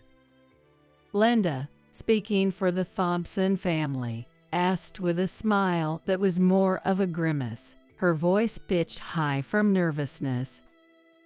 It was clear to anyone that she was deeply unsettled. I invited him here. Before coming, I contacted a lawyer friend of mine and asked Keith to join us. I wonder what the connection is between Keith Wilson and us. She tried to play it cool, but I just grinned and said, "You all must have some idea why Keith is here, right?" Soon after, the lawyer arrived, apologizing for his delay with a chuckle. Sorry I'm late. Got caught up sorting out some documents for another case. With the lawyer's appearance, the Thompson family fell silent. Actually, at the request of Susan, I've been investigating Mike here for the past 6 months. We discovered he's been having frequent secret meetings with a certain woman. The woman in question is a wealthy patron at the department store where Mike works. And upon further investigation, we uncovered a shocking fact. This woman is none other than my wife, Catherine Wilson. Keith Wilson joined in with a calm explanation. I was honestly surprised when Catherine brought up divorce, but somewhere in my heart, I thought, I knew it. She had been sneaking out without telling me for a while. After hearing everything from this lawyer, everything clicked. So, we decided to come here today to hear Mike's side of the story directly. Mike slowly stood up and began to speak in a fragile voice, as if he were a shell without a soul. As I mentioned earlier, Catherine and I met through our relationship as a major department store client and a salesperson. Over the years of working visits to her home, we found ourselves in such a relationship. At first, I thought it was just a fling, but then we discovered Catherine was pregnant, and we couldn't turn back. So, we both decided to leave our partners and remarry. I'm truly sorry. Keith was standing tall like a warrior, and Mike clung to his feet and sobbed out an apology.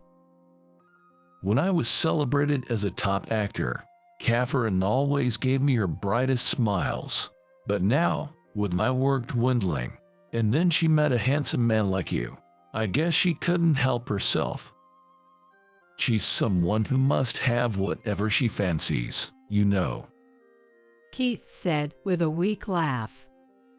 Although Mike wanted a divorce from Ashley, he couldn't easily bring it up because being in an affair himself, he would be the one liable for alimony. So he turned to his mother, Linda, for help. Initially, Linda was against the divorce due to societal appearances, but changed her tune completely when she learned the other woman came from a wealthy family, eagerly offering her support. Thinking if Ashley initiated the divorce, there would be no need to pay alimony, Linda began to harass her at every opportunity, scheming to make Ashley want to leave the house on her own. I believed in you. Ashley, though staggering, stood firmly on her two legs, overwhelmed by frustration from being deceived by her in-laws, and burst into loud sobs. I thought if I lost weight, Mike would surely come back to me. That's why I could endure any unreasonable treatment from Linda or Sarah. To think it was all a plot to drive me out. It's okay now. You've done nothing wrong. You don't have to try so hard anymore. I hugged my daughter tightly. It's true I wanted a divorce from Ashley. But never in my wildest dreams did I think Mom and Sarah would go to such extremes. Even I'm appalled. Hold on a minute. I was only trying to help you out by getting Ashley out of this house. It's your affair that started all this trouble. Exactly. You've been turning a blind eye to everything we've been doing for her, acting like you had no idea. Don't pretend to be innocent now.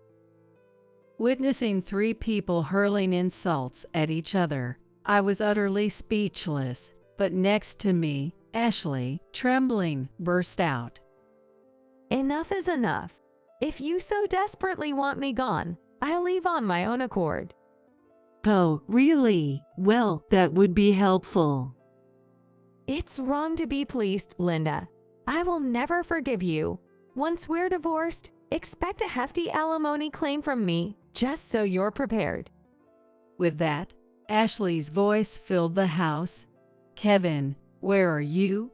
Come here. We're going to live at your grandparents' house from now on.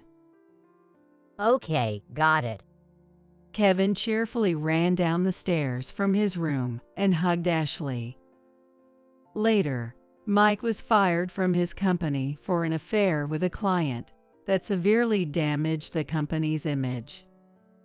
Ashley, as she had declared, filed for divorce and demanded a substantial amount of alimony.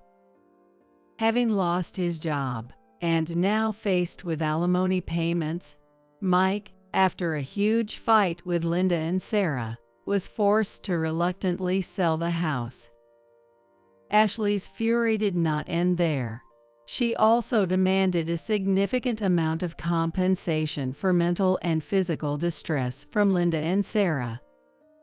Despite being harassed by Linda and Sarah, Ashley had been diligently documenting the situation in a notebook daily, which proved advantageous in court.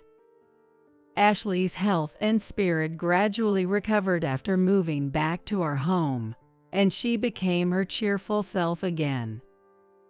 Despite ongoing issues with the Thompson family, everything was resolved with the help of a skilled lawyer.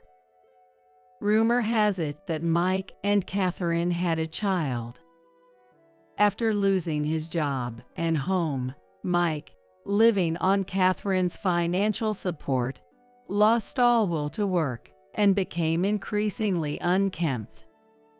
To make matters worse, elderly Linda and nagging Sarah followed him, which was too much for Catherine, raised in luxury, leading her to leave with their child.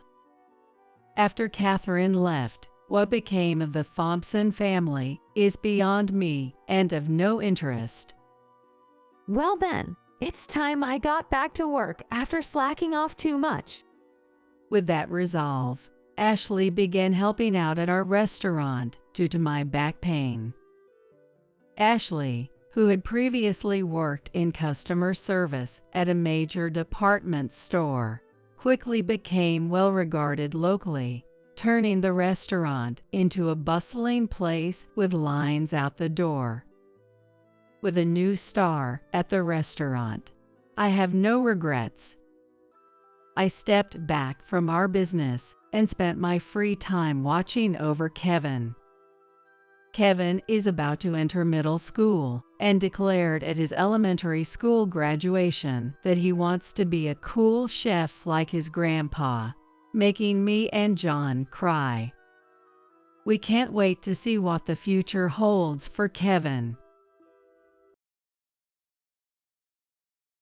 This winter marked the first for my grandson, Tyler, since he was born. The weather forecast reported a record-breaking cold snap for the day.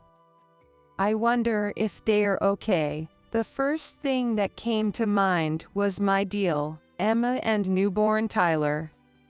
I hope they both haven't fallen ill from the cold. I was worried and sent Emma a message on my smartphone that night. Are you and your baby catching a cold? However, when I sent her a message twice and thrice, she doesn't reply or even read it. She's a serious person, so I hope she's not pushing herself too hard. After waiting another hour, I tried calling just in case, but the result was the same. This isn't like her at all. Without a second thought, I threw on a thick jacket and rushed out of my house, driving to the apartment complex where my son's family lived. No response when I rang the doorbell, and imagining Emma collapsed inside, I immediately called the building manager to unlock the door. Inside, it was dark, with only the faint glow of the streetlights seeping in.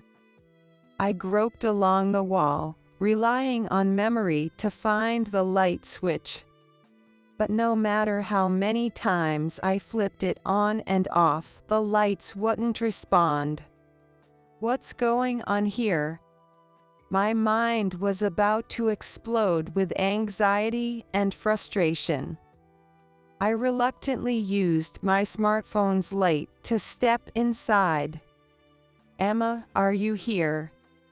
Maybe they were just out. Just as I was about to turn back, I thought I heard the faint cry of a baby from the bedroom.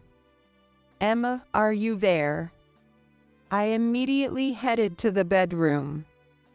Emma.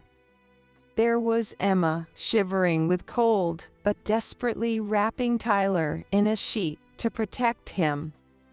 Are you okay? What's wrong with you? Shining the light, I was shocked to see Emma's pride and joy. Her long black hair was now chopped short, almost to a buzz cut. This is terrible. How could this happen? My name is Monica Davis, 61 years old. I've worked as a hairstylist for many years at a beauty salon that's also my home. Chatting leisurely with familiar customers during work is my greatest joy. My husband and I originally started the salon, but he passed away from cancer when he was young.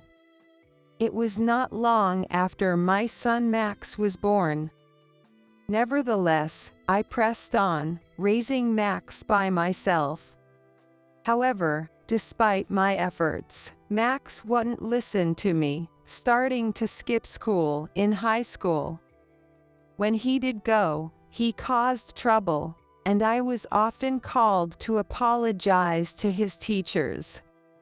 After graduating high school, Max didn't pursue further education and began hanging out in the city every day. Maybe it was his inferiority complex about not having a father. Or perhaps my failure as a mother? Unsure of the answer, I always worried about Max's future.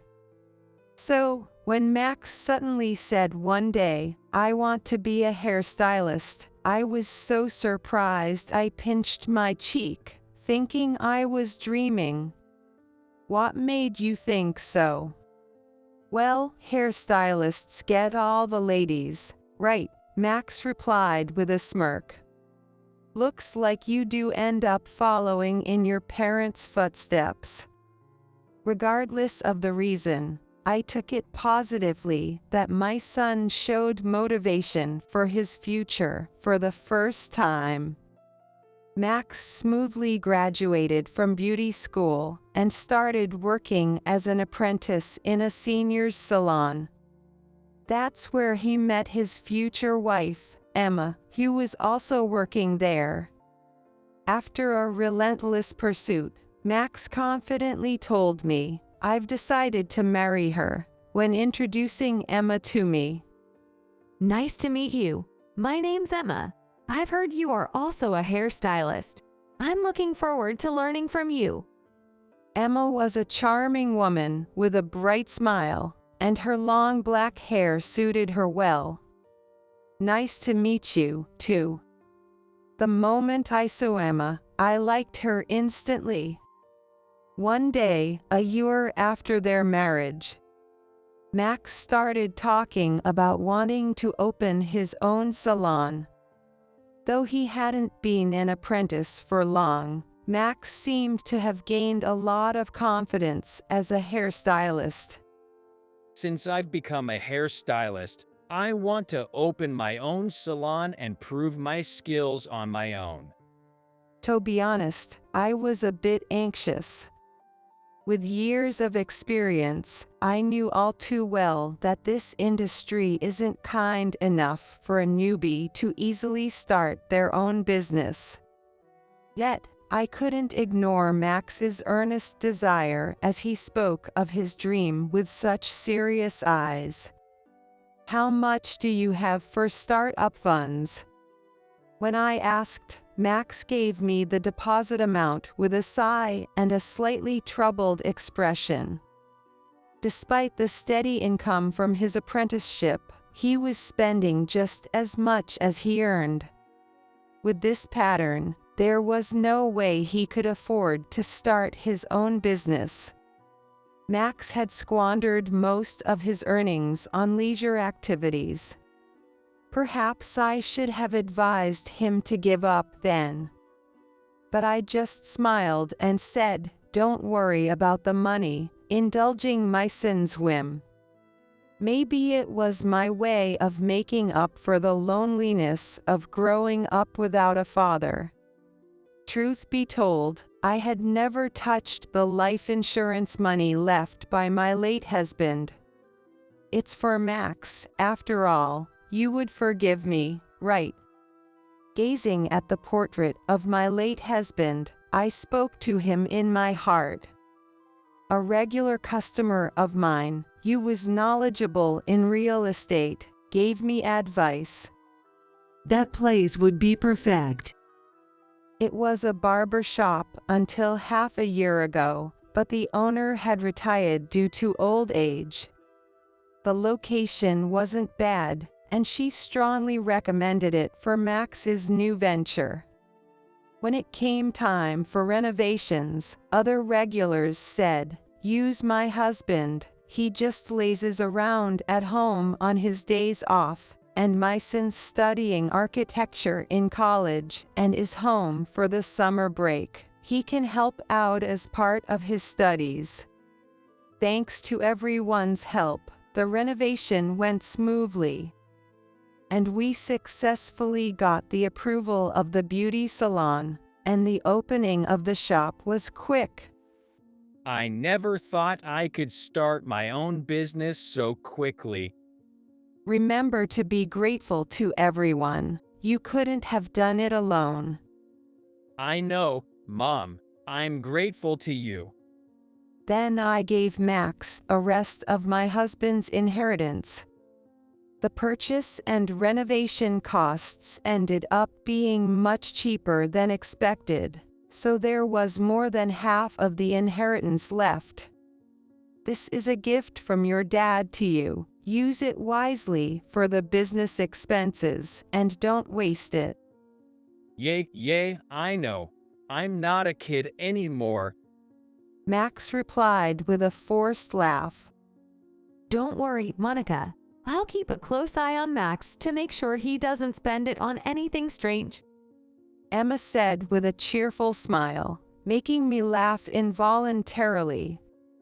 With Emma, a reliable person, helping out, I didn't need to worry about Max anymore. I optimistically decided to watch over their business from a distance. However, I soon realized my optimism was misplaced.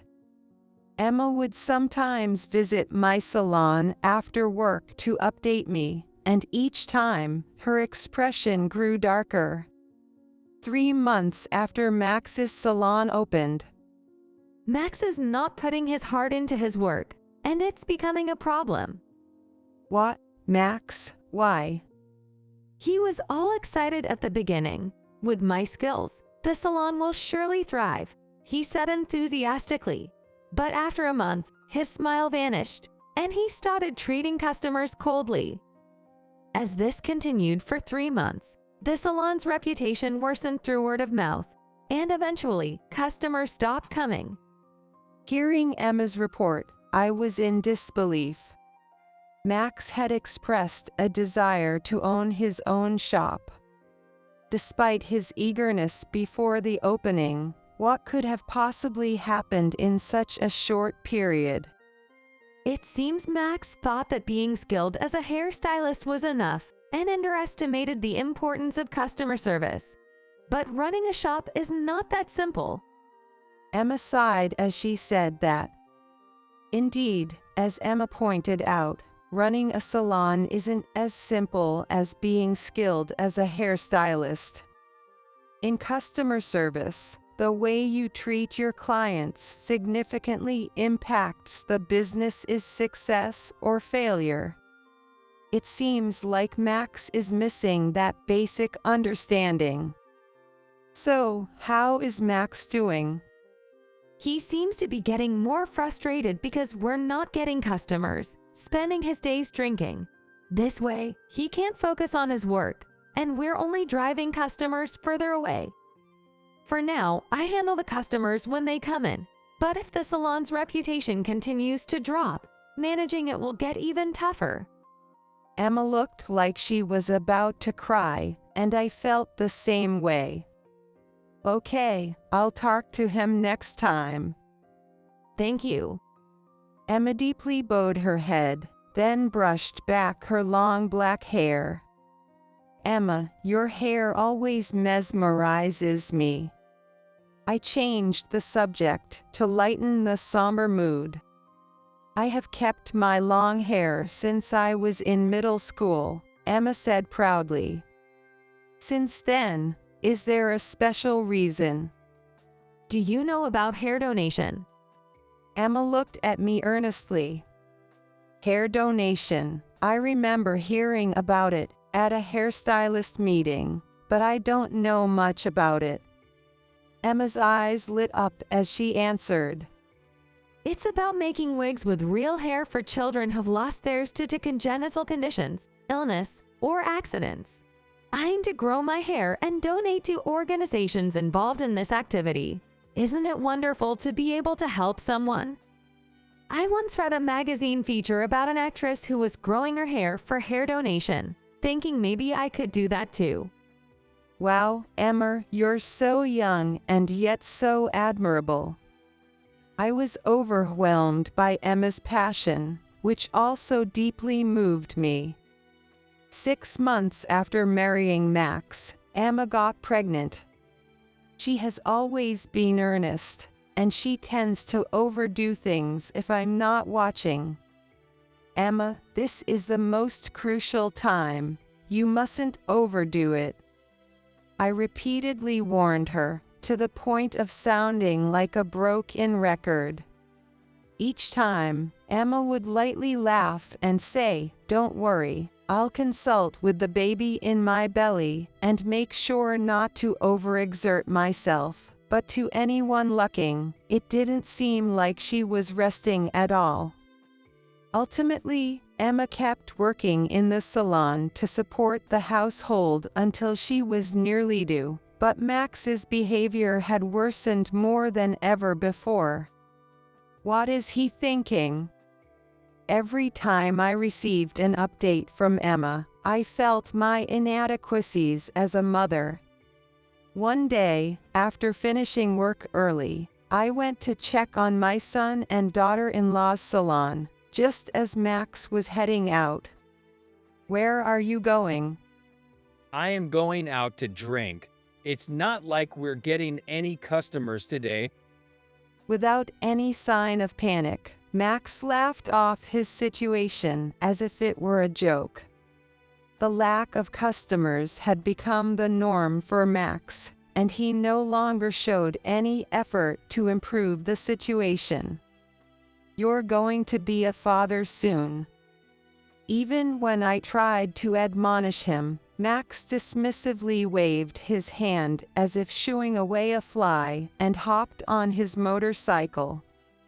"We're not done talking. Try to put yourself in Emma's shoes for once." Yeah, I'll think about it if I feel like it. With that, Max laughed and sped off on his motorcycle, ignoring my words.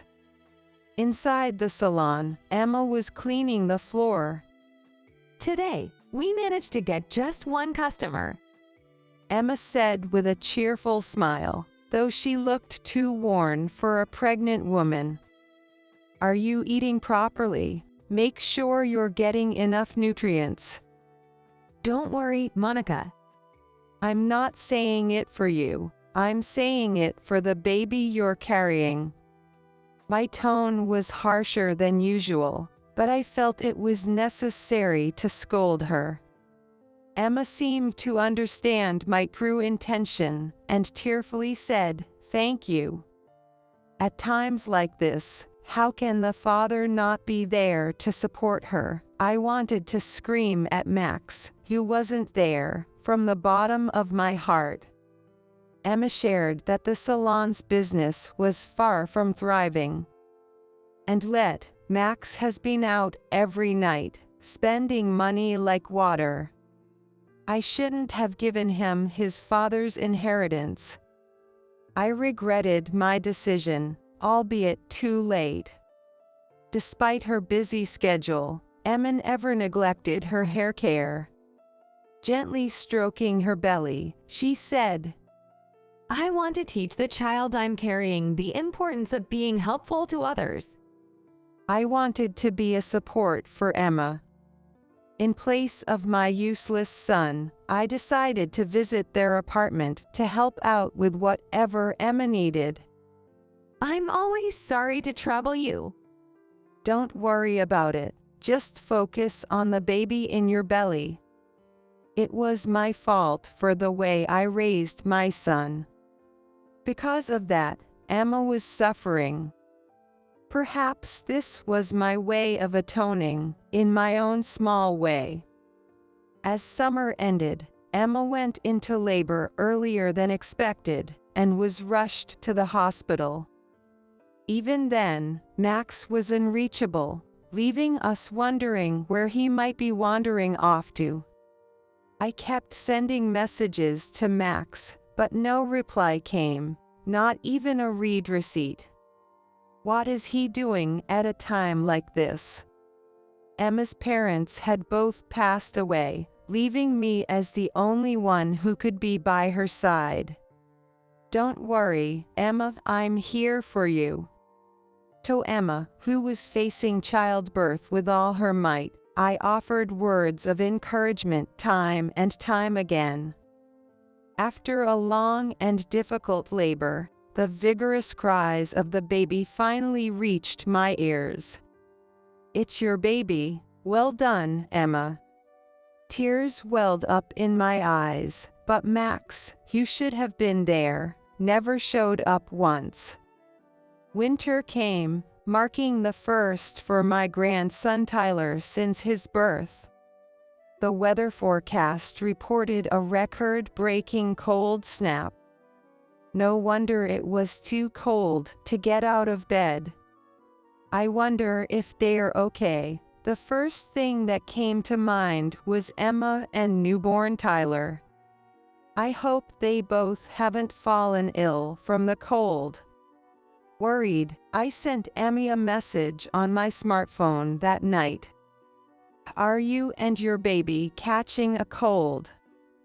However, when I sent her a message twice and thrice, she doesn't reply or even read it. I grew concerned that Emma might be too ill to respond. She's always been so responsible. I hope she's not overdoing it. After waiting another hour, I tried calling just to be sure, but the result was the same. This isn't good. Without a second thought, I put on a thick jacket and rushed out of my house, driving to the apartment complex where my son's family lived. Arriving at the apartment, I was shrouded in darkness. It's not uncommon for families to live overseas from the end of the year into the new year, but I hadn't heard anything about a trip from Emma and Max, and they shouldn't have the financial means for such a trip anyway. No response when I rang the doorbell, and imagining Emma collapsed inside, I immediately called the building manager to unlock the door. I'll wait outside, so please let me know if you find anything. I thanked the manager, stepping into the apartment. The place was dark, with only the faint glow of the street lights seeping in. I remembered there was a light switch right by the entrance. Relying on memory, I groped along the wall to find the switch. But no matter how many times I tried, the lights wouldn't respond. What's going on here? Overwhelmed with anxiety and irritation, I reluctantly used my smartphone's light to venture further inside. Emma, are you there? I called out in the living room, but there was no response. Maybe they were just out. Just as I was about to turn back, I thought I heard the faint sound of a baby from the bedroom. Emma, are you there? I immediately headed towards the bedroom, where I heard the noise. Emma. There was Emma, shivering from the cold, yet desperately wrapping newborn Tyler in a sheet to protect him. What happened? When I shone the light, I was shocked to find that Emma's long black hair, once her pride and joy, was now chopped off, leaving her almost bald. Her eyes were red and swollen from crying. This is terrible. How did this happen? I took off my jacket and draped it over Emma. It's okay now. You don't have to force yourself to talk if it's difficult, but can you tell me what happened? Emma began to speak slowly. After Tyler was born, Max continued his daily escapades unchanged. Eventually, unable to pay the electricity bill, Em reached her limit and finally scolded Max. She wished he would show more awareness as a father. Emma had hoped for that, but her feelings never reached Max. In a rage, Max began to cut Emma's hair with a pair of practice hairdressing scissors he happened to find nearby. Emma initially tried to resist and said, "Stop." But, worried that any further resistance might accidentally harm Tyler, she stopped resisting. Max laughed and said, Now you can't show your face in public. I was speechless at my son's cruel actions. Why didn't you tell me it had come to this? I'm sorry, Monica. I'm so sorry. Emma started blaming herself again. No, Emma, it's not your fault. I'm not blaming you. The one at fault here is Max. You haven't done anything wrong. Emma must have thought she shouldn't worry me and decided not to tell me anything. I hugged Emma tightly as she sobbed. The cause of all this was my indulgence in raising Max to this point. My heart burned with anger at my own inadequacy and at my son, who could not understand the pain of others. Taking a deep breath, I called Max. Mom, long time no see. What's up all of a sudden? Just wanted to hear your voice after so long. How are things on your end? Are Emma and Tyler doing well? Of course, everyone's doing great. No one's answering at home. Where are you? After a pause, as if he was concocting an excuse, Max's voice halted. Actually, we're in Hawaii, the three of us. We'll be back next week. Oh, Hawaii, that sounds nice. Max confidently lied, thinking I was clueless. What was the point of all the care I had provided for Max? After losing my husband at a young age, I worked tirelessly as a hairstylist. All to make Max a respectable person. When Max wanted to become independent as a hairstylist, I didn't hesitate to fulfill his wish. Yet, Max squandered the inheritance left by his father on his pleasures, completely disregarding my feelings. Moreover, to treat his own wife and child with such cruelty was something I could never forgive. My hope for Max turned into disappointment. What do you want for a souvenir? Look forward to it. Anything's fine. So you're coming back next week? Yes, safely, then. Hey, Mom, you sound concerned. Is something wrong, Mom? Max seemed to be saying something more, but I hung up without bothering to listen. After thanking the apartment manager who was waiting outside, I decided to take Emma and Tyler back to my house. Then I made calls to every place I could think of. A week passed, and Max called my smartphone. He was in a good mood, saying he had just landed at the airport. I'm back. I even bought souvenirs for you, Mom. Max was trying to play the affectionate son now, but my heart wasn't fooled anymore. That's nice, I replied in a flat tone, but Max seemed not to notice anything was off. About an hour later, a taxi stopped in front of the apartment complex. Max, with distinct tan lines from sunglasses around his eyes, indicating a fun trip to Hawaii, began unloading a pile of luggage from the trunk. He took out his keys and headed towards what he thought was his home, expecting the door to open easily. He must have thought the door would open immediately once he inserted and turned the key.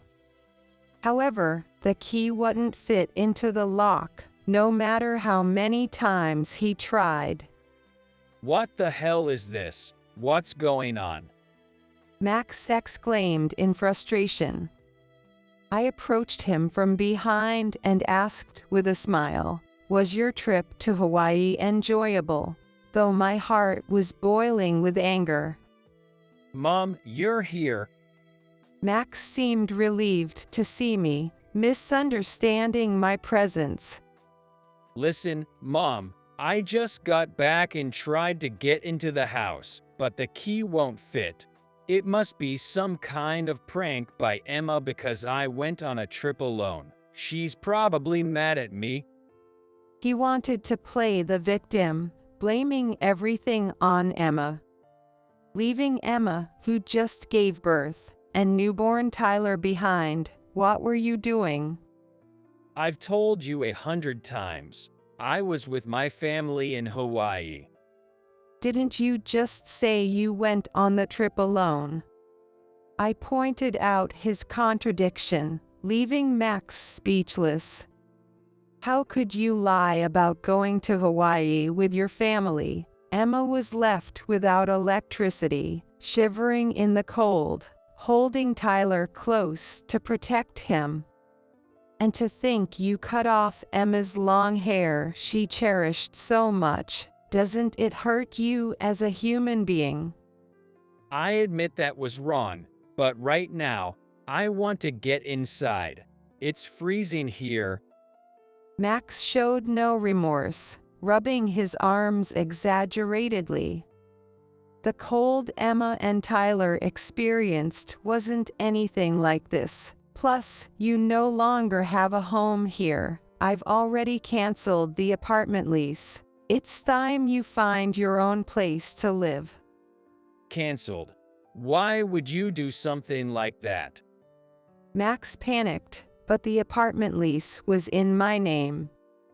I decided to take Max to a nearby cafe to talk things over, as we couldn't keep standing outside. Max sipped his coffee silently, probably unable to taste anything. With a pale expression, Max's gaze shifted back and forth between my face and the coffee. Struggling with money to the point you couldn't even pay the electricity bill, and yet you went to Hawaii. That was. Max frowned, eventually starting to explain his selfish reasoning. Right after opening his shop, Max wanted to impress his friends and female clients he picked up at the store, so he spent his late husband's inheritance on leisure activities. Max knew that such spending would quickly deplete even a large inheritance.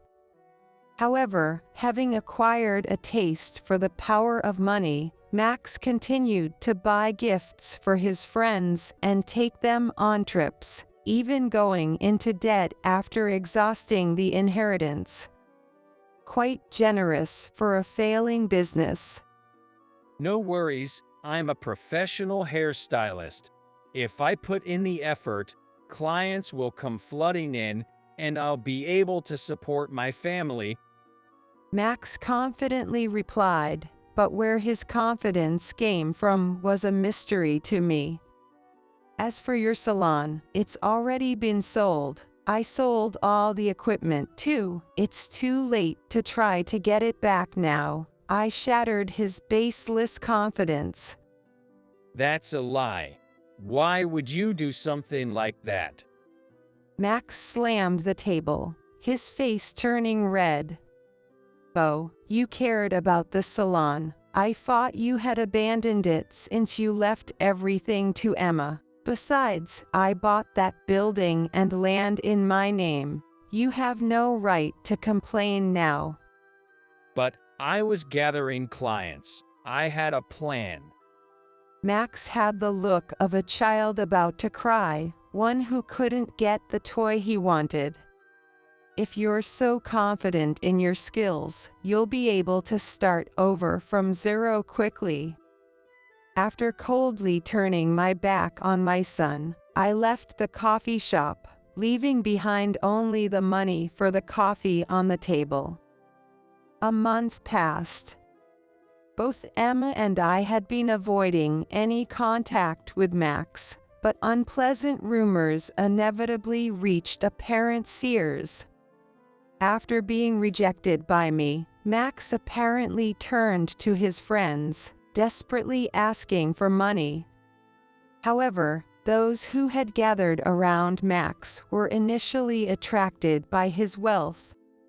Predictably, none of them were willing to help now that Max had lost his financial power.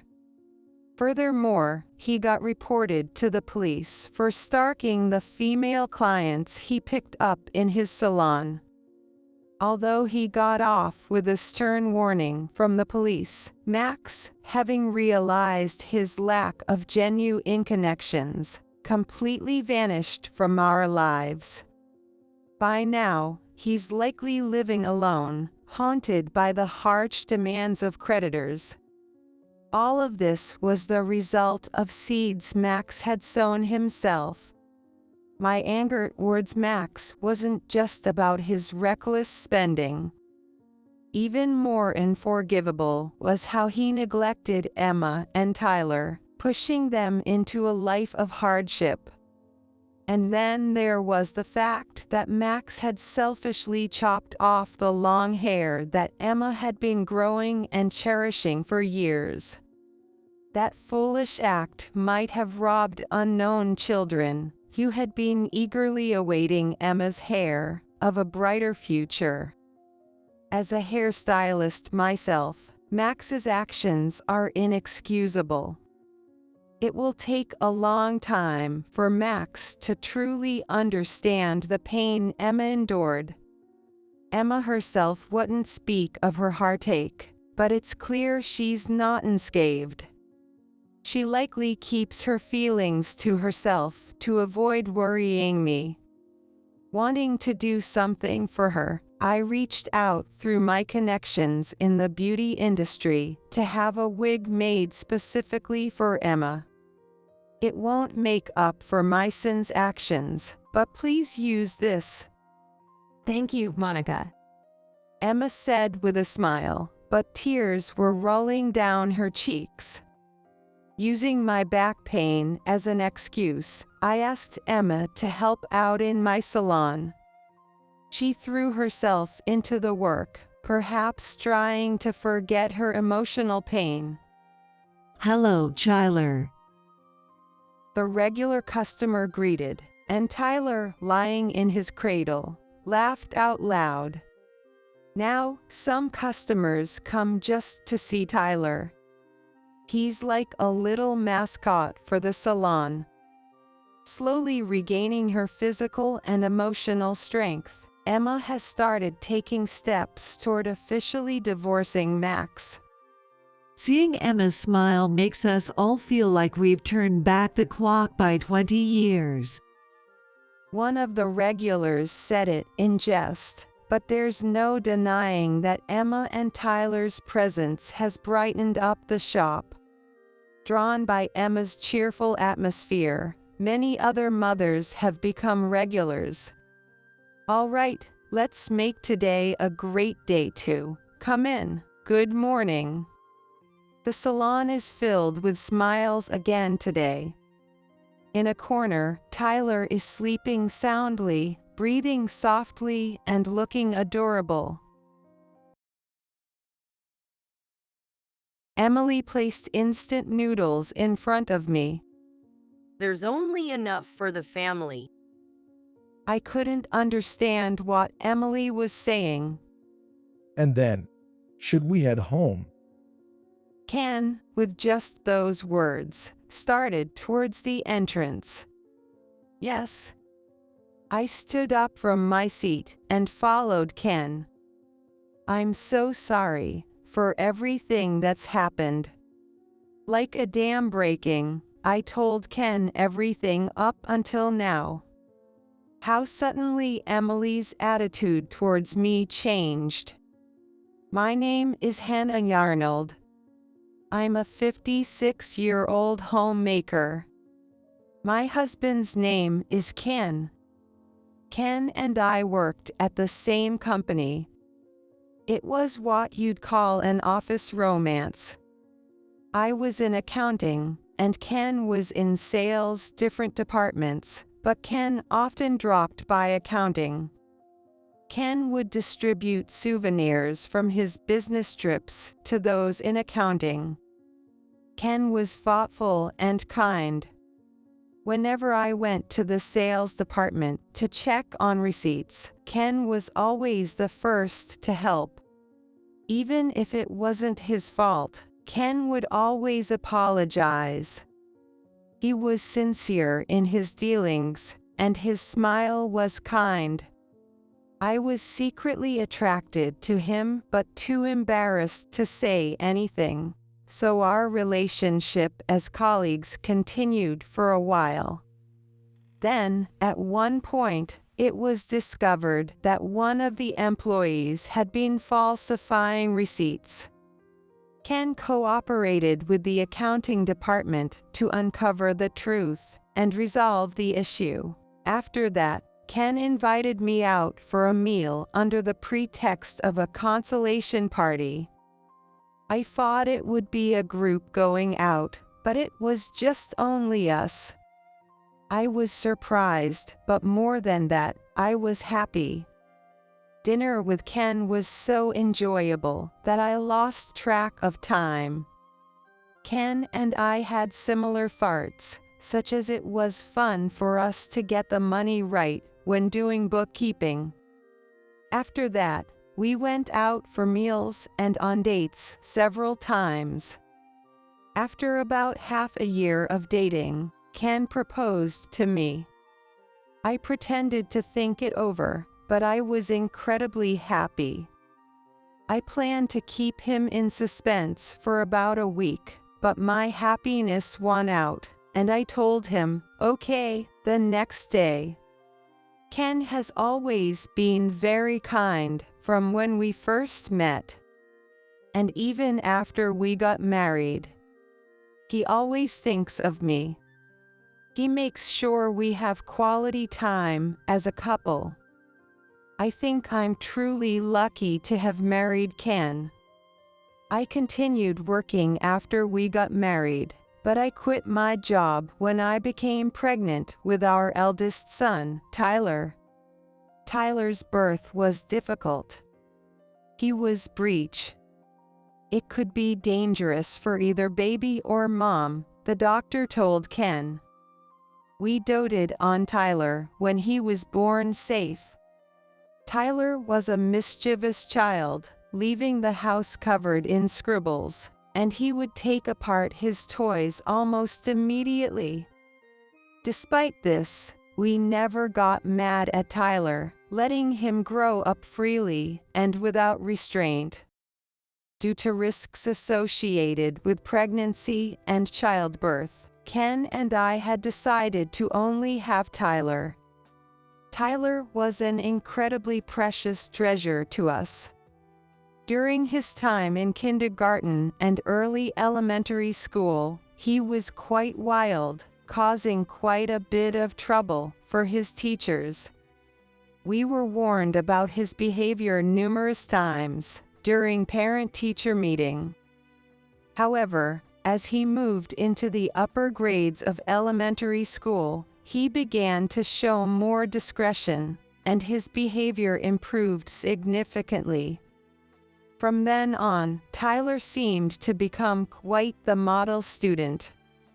He excelled academically, serving as the president of the student council. He was also the captain of his extracurricular club. He never scored below an A on any test. Yet, Tyler hardly seemed to study at home. Even when I peeked into his room, he was usually lounging around reading comics. When I asked, "Are you studying?" he'd simply respond, "Yeah, I am," without looking up from his comics.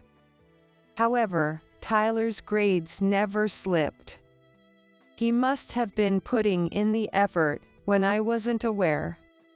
Tyler chose to attend a local public middle school and high school.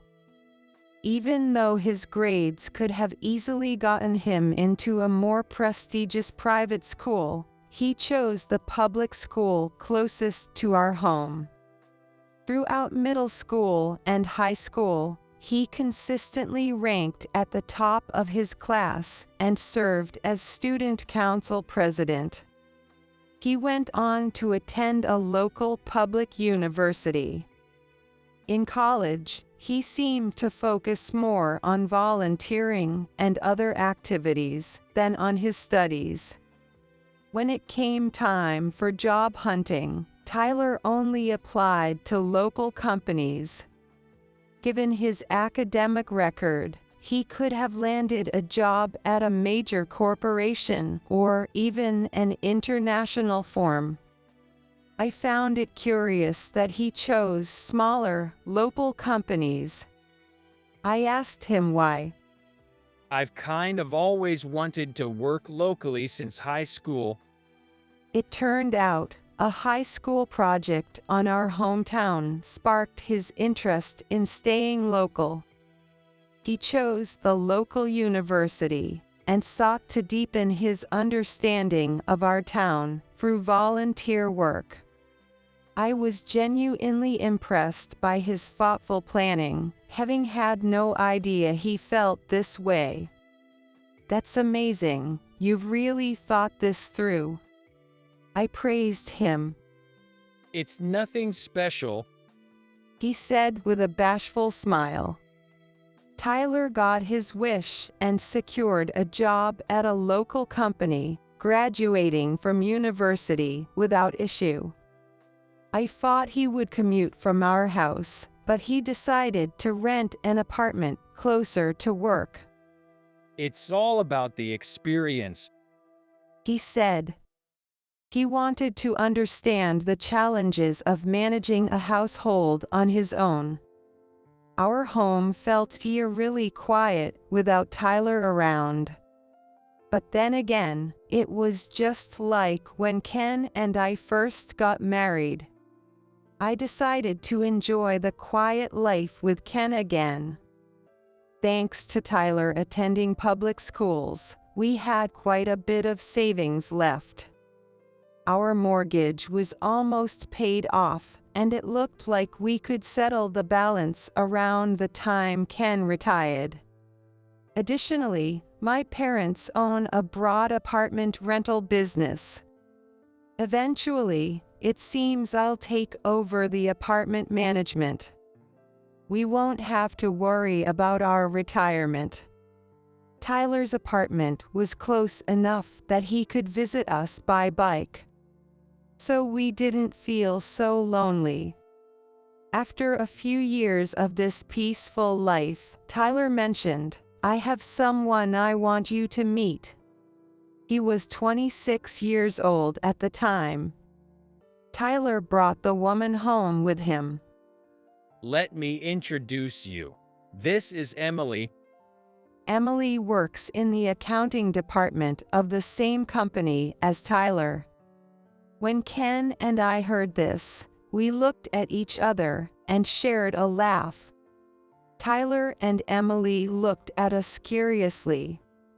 While laughing, Ken started to talk about how he and I got to know each other. Listening to our story, Tyler and Emily also exchanged glances and smiled. Emily is petite, and when she laughs, the corners of her eyes droop down, giving her a very cute and kind impression.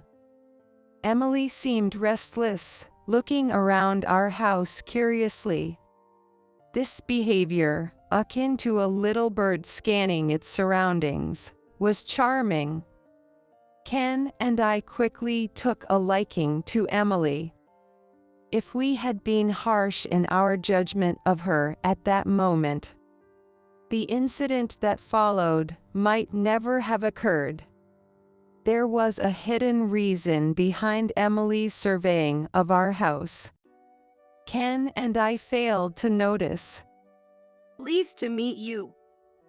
Even just hearing her voice, I thought Emily was too good for Tyler, as she came across very pleasantly.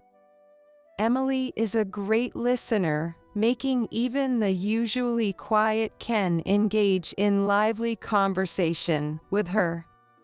The four of us enjoyed a delightful dinner together.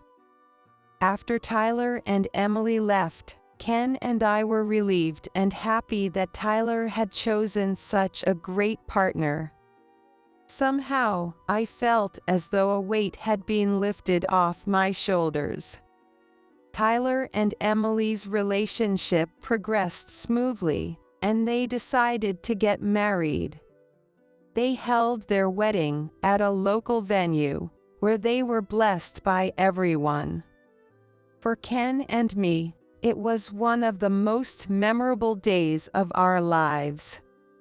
However, we could never have imagined that from this point on, our lives would start to spiral into misfortune.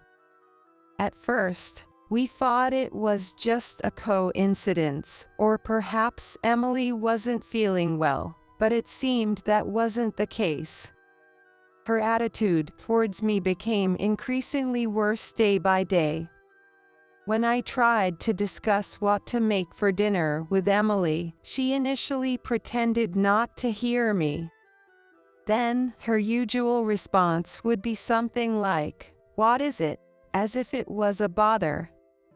I was intimidated by Emily's attitude. I was thinking about what to make for dinner.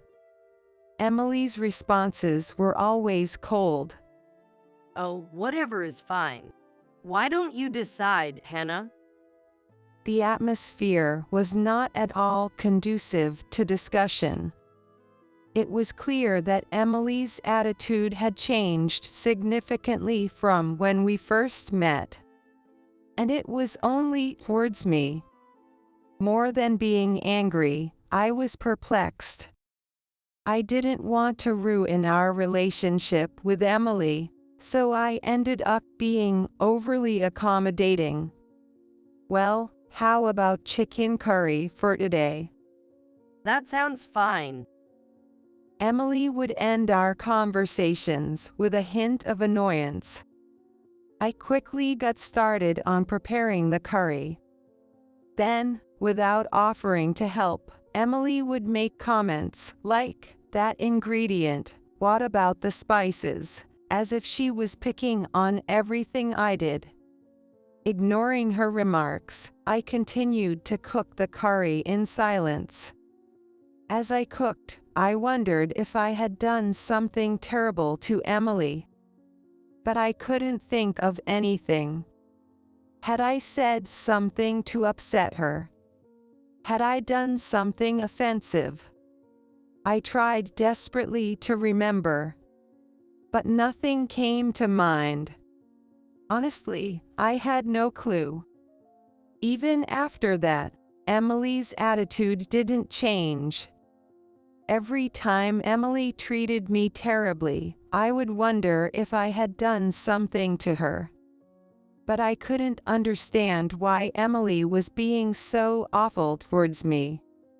I felt like the reason for Emily's change in attitude wasn't me but something else. This was just a hunch, with no certainty.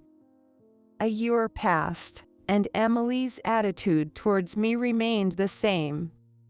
On the contrary, it had gotten even worse. Hey, Hannah, this dish looks awful. Emily began to openly criticize my cooking. She now openly insulted me. The seasoning looks too strong, and doesn't it look bad? I couldn't help but talk back. "Well, that's how we always cook it here." Emily would snort at my words and mock me. Oh really? How lame. I was honestly quite irritated by Emily's attitude. If you're going to complain that much, why don't you try cooking by yourself next time? Scary, you are so scary.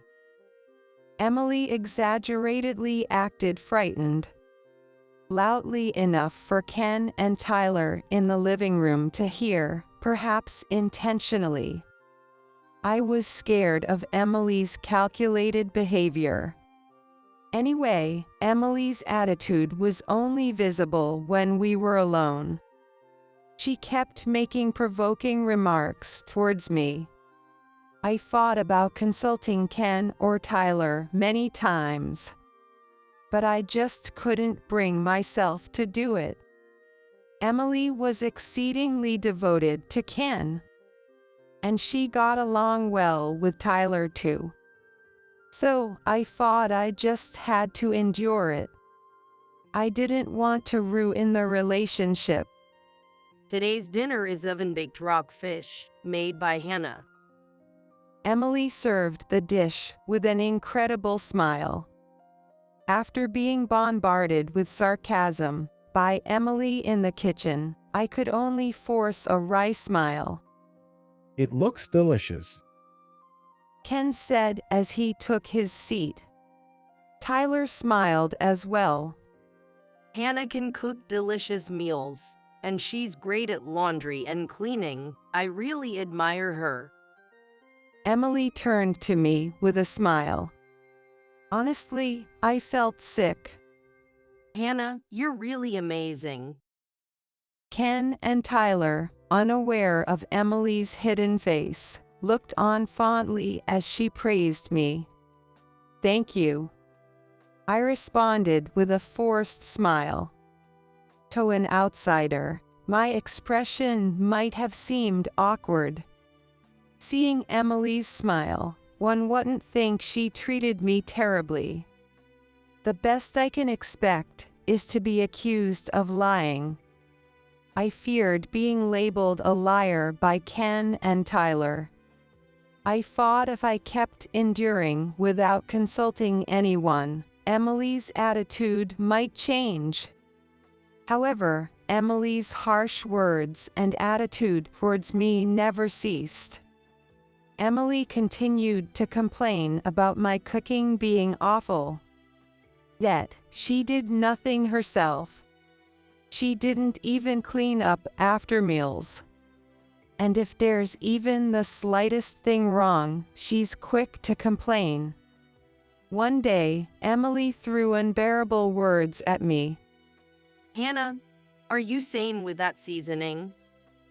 Unable to hold back, I retorted to Emily. Got a problem? Emily, as always, pretended to be shockingly surprised. Nothing at all. Scary. What's with that tone? Stop mocking me already. It seemed like my serious gaze made Emily flinch a bit. I'm not mocking. Emily muttered, biting her lip and glaring at me. It's always so unpleasant. I continued. Shut up, a woman like you. It was as if Emily's facade had slipped. Suddenly, her face twisted into ugliness. Being treated roughly is just right for you? Emily continued to hurl insults at me. Really tacky, not good looking, and a bad personality too. You being a mill is unbelievable. Emily couldn't stop bad-mouthing me. To mock me to this extent must mean she really dislikes me. But still, I can't understand the nerve to say such terrible things, even to someone you dislike. Then, I think, she should just not come over and keep her distance. I became sad. It's sad to think you felt that way. Emily yelled out, as if she was upset. Well, really, I've had enough. Hey, are you okay? From the living room, Tyler called out. Emily's loud voice had reached the living room. Heard a loud voice. As Emily and I were arguing, Tyler came from the living room to the kitchen. Seeing Tyler's face, Emily seemed to regain her composure. Sorry, there was a cockroach? I also matched Emily's tone. That's right, sorry for being noisy. We'll handle the cockroach ourselves. It's fine. Emily said, pushing Tyler's back towards the living room. So, Tyler said, then went back to the living room. Neither Emily nor I had any intention of involving Tyler and Ken. This was a problem between Emily and me. Afterwards, the relationship between me and Emily remained unchanged. An unpleasant mood continued to linger between us. However, about 6 months later, happy news came into Tyler's family. Tyler and Emily were expecting a child. I hoped this would change the relationship with Emily. After getting pregnant, Emily was cautious and drastically reduced her visits to our house. I finally got back to a peaceful daily life for the first time in a while. While Emily was away, I kept thinking about why she had changed her attitude. I couldn't think of anything that might have caused it. There was just one thing that bothered me, but could that really have upset her so much? Shaking my head in disbelief, I went out shopping. When Emily entered her second trimester, she and Tyler came over to our house. I had thought that with a baby on the way, Emily's attitude would have settled down. But I was too optimistic. As soon as she saw me, Emily reverted to her terrible behavior. You know, unlike you, everything's going smoothly with my pregnancy. Please rest on the couch because you need to take care of yourself. I told Emily that, but Emily just hurled insults at me. No way. If I let you cook, who knows what we'd end up eating? And then, unbelievably, Emily said, I need to keep an eye on things. What does she mean by keep an eye? Did Emily really see me that way? You can talk back if you want, but I'm fine no matter what you, who could only have one child, say. Oh, is that so? I replied, trying to keep a calm exterior, but I was not at peace inside. I felt guilty for not being able to give Tyler a sibling. Deep down, I felt sorry for Tyler. I compensated by pouring all my love into him and ensuring we spent a lot of quality time together. Ken and I could live a relaxed life together. I had no regrets about that. As I fell silent, Emily piled on more complaints. That reaction. Can't even talk back. How lame. I didn't understand what Emily wanted or why she was doing this. Deciding I couldn't deal with it anymore, I chose to ignore her. Months later, Tyler and Emily had a healthy baby girl. For Ken and me, she was our first grandchild. We were overjoyed. We eagerly awaited the day we could meet our granddaughter. I hoped that having a child would improve my relationship with Emily. With my experience in child rearing, I could teach her a lot. But my hopes were dashed. This became clear during our granddaughter's introduction party. The truth behind Emily's actions was also revealed. A week after Emily and the baby came home from the hospital, Ken and I rushed to Tyler's apartment with gifts for the newborn. We brought loads of presents for our granddaughter, like swaddles, baby carriers, diapers, and formula. Emily looked a bit worn out, but seemed well. I noticed her eyes turn cold when she saw me, but I was too excited to see my granddaughter to care. The baby was sleeping peacefully in her crib. Seeing Tyler as a father was deeply moving. He looked more mature. I laid out the groceries I had bought on the table. Thinking they wouldn't have had time to cook, I brought plenty of ready-to-eat meals for Tyler and Emily. As I started to prepare the meal in the kitchen, Emily strangely insisted. I'll do it. Please sit down. You don't have to push yourself, I said, but Emily pushed me down into a chair. It's okay, really. Feeling a strange pressure from Emily's behavior, I reluctantly sat down. As Emily served the side dishes on plates in front of Ken and Tyler. Here you go, please enjoy. I was thinking my portion would come later, when Emily only placed one plate on the table. But not in front of me, but at her own seat. I had a bad feeling about this, but kept quiet. Oops, my bad. I forgot your portion. Ken and Tyler laughed.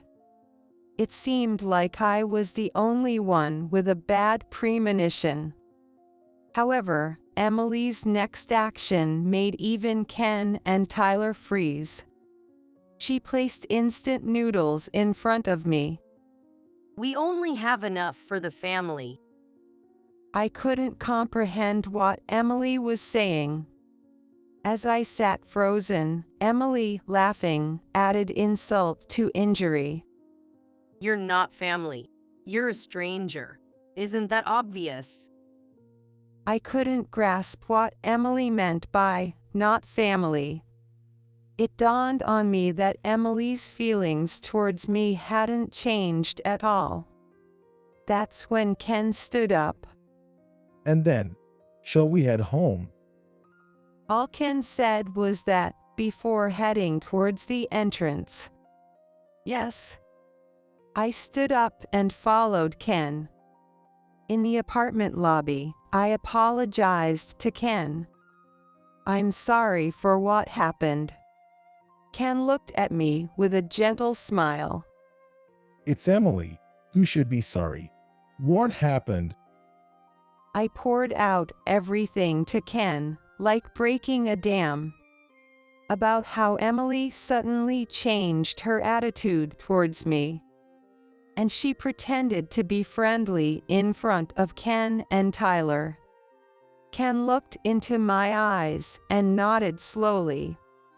I asked Ken why he believed everything I said. Well, I never would have thought Emily could do something like that. I would think the same if I were in Ken's shoes. Emily had been playing her cards well. You wouldn't lie, especially not to speak ill of someone. Ken trusted me. That made me incredibly happy. Ken murmured as if to himself. It would be unthinkable for me, your husband, not to believe you. Tears started to well up in my eyes. Ken handed me a handkerchief with a laugh. It's also my fault for not realizing it sooner. That couldn't be helped. I had kept it a secret, after all. I'm really sorry. Ken's words made my tears unstoppable. Don't worry about it. I'm here for you. Thank you, I said, my voice choked with tears. How dependable Ken was. I was moved by Ken's kindness. As I was about to leave the apartment building's lobby, my phone rang. Checking the screen, it was from Tyler. Feeling sorry for ruining the celebration of our first grandchild, I answered the call. Tyler's call was to say, I want to talk things over properly, so please come back. He wanted to apologize for Emily's rudeness and also mentioned that Emily's behavior had been odd. I consulted with Ken, and we decided to return together. Opening the front door, Tyler welcomed us. Instead of the living room, Tyler guided us to the nursery, which was still being set up. There was a study desk and a bed, and I couldn't help but laugh at how eager they seemed. I'm really sorry about Emily. You guys have been having trouble for a while, haven't you? It seemed like Tyler had noticed something. Back when there was yelling in the kitchen, you were having trouble then, too, right? That's right. I had made up a story about a cockroach to Tyler. Tyler had realized it. After getting married, I explained to Tyler that Emily's attitude had changed quite quickly. Tyler listened silently, but his fists were clenched tightly.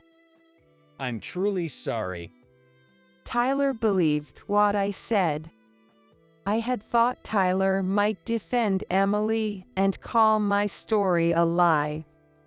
Tears started to well up in my eyes again. Emily and I have decided to get a divorce. Ken and I were so surprised that we couldn't find the words to speak. Why? Somehow, I managed to utter just that one word. Ken nodded in agreement. I'll explain everything now. Tyler said, then headed out of the room towards the living room. Ken and I followed him. I heard Emily squealing and screaming, "No," from the living room.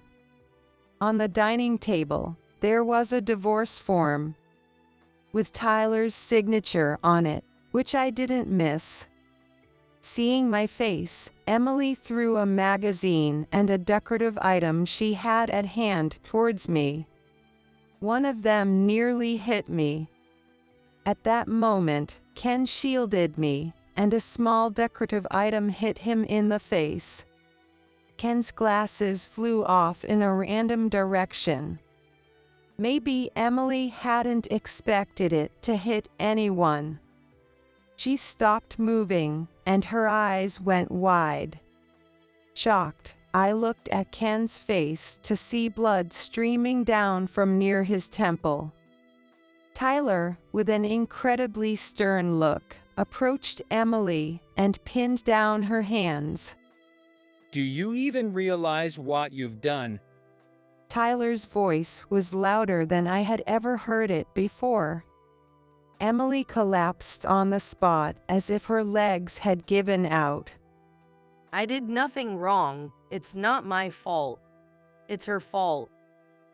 Emily kept repeating the same words, seemingly in shock. Tyler looked at me with a sad expression.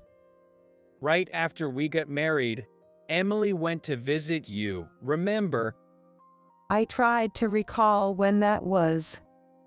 That moment, I realized what felt off back then. I just realized the discomfort I felt back then.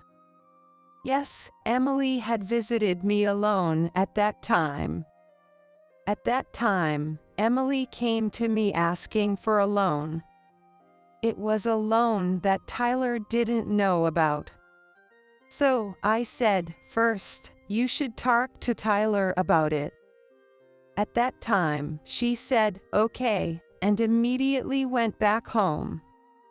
Since she never came to me again to discuss it, I thought it was resolved. I kept this to myself, so Ken didn't know. Ken looked at me surprised. I'm sorry for keeping silent. I felt bad for Emily and didn't tell you. I hate that goody two-shoes attitude of yours. Suddenly, Emily lashed out at me with harsh words. That was quite a nasty way to speak. About that loan, Emily had borrowed money from somewhere else and repaid it. Then Tyler shared with me about Emily's spending habits.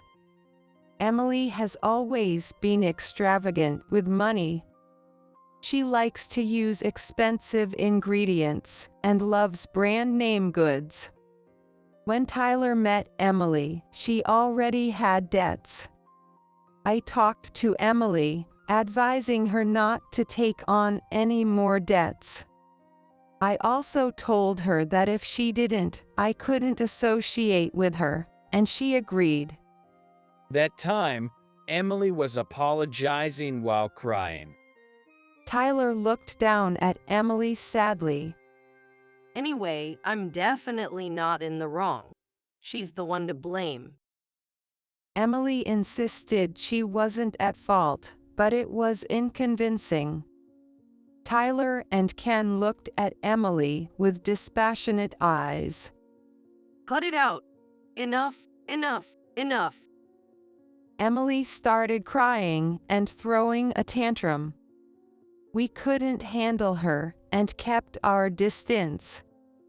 Just when Emily was about to smash a ceramic ornament on the floor, the baby in the crib started crying. As I rushed to soothe the baby, Emily yelled out, "Shut up! Why is this brat crying?" We were all shocked at Emily's outburst. Everyone's just getting in my way. Shut up. The baby, startled by Emily's yelling, cried even harder. I tried to calm the crying baby, but there was no sign of stopping. Enough with the noise. Make that brat stop crying. This must be the real Emily, still speaking nastily. Emily's eyes were not sane. She seemed to have lost herself. Thinking of the baby's safety, I decided to take him to the nursery. Where are you taking her? Because I don't know what you might do. Let go of my baby. Emily was yelling. Emily, firstly, put down that ornament you're holding.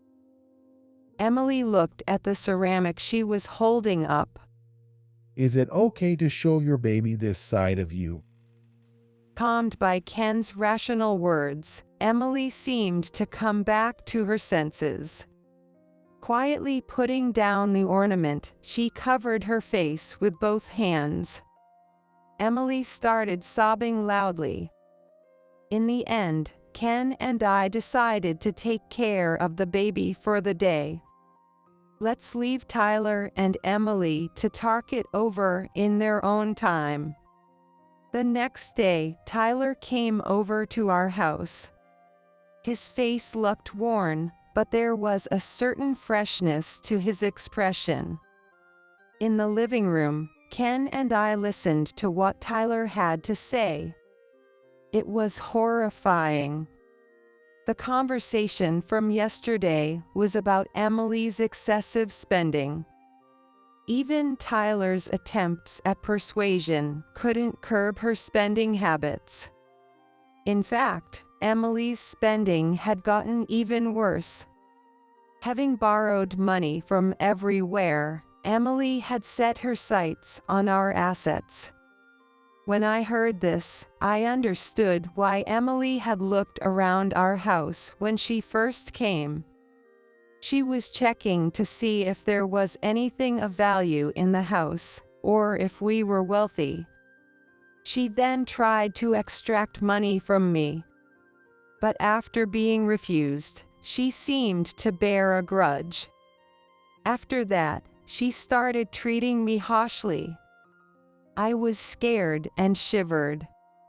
It wasn't that I was mean and refused to lend her money. I just wanted them to discuss it as a couple first. But Emily took it the wrong way.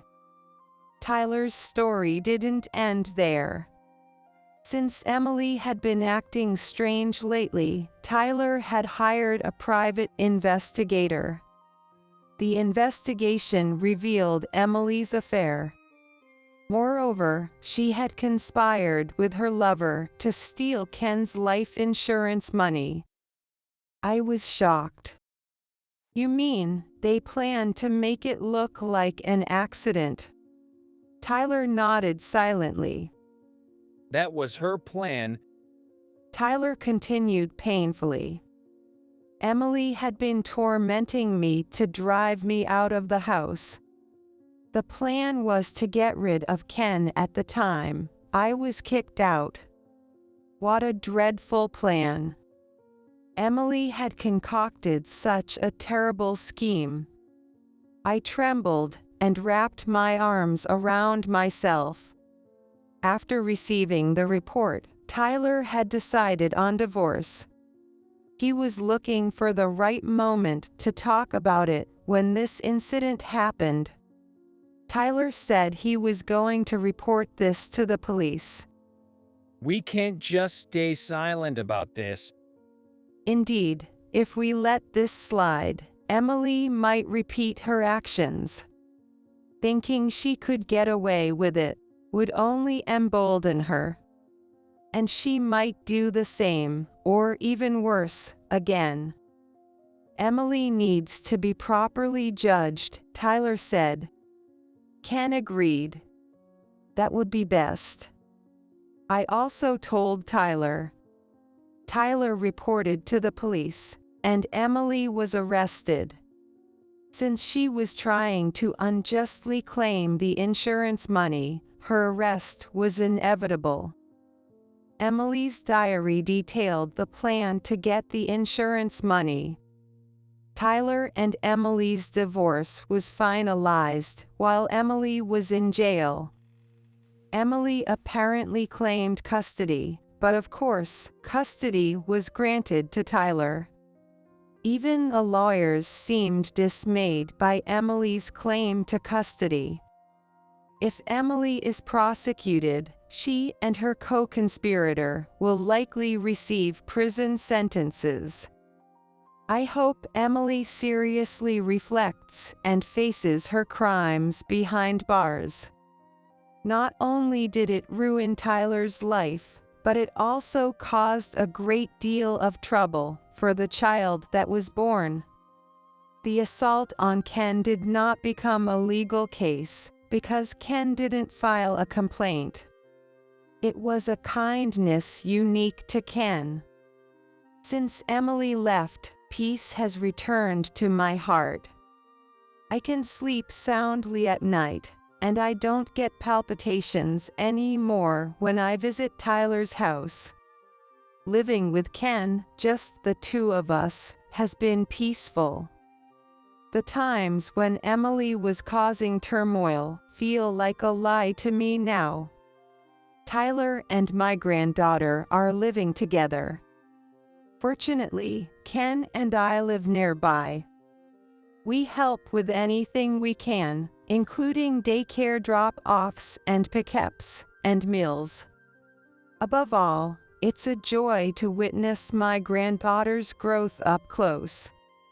At this rate, Ken and I might be able to see our granddaughter's high school graduation. Because the granddaughter was a baby, she doesn't remember her mother. It might be sad, but it's probably for the best not having such a mother. Besides, it seems Tyler is seeing someone. My granddaughter whispered to me as if it were a secret.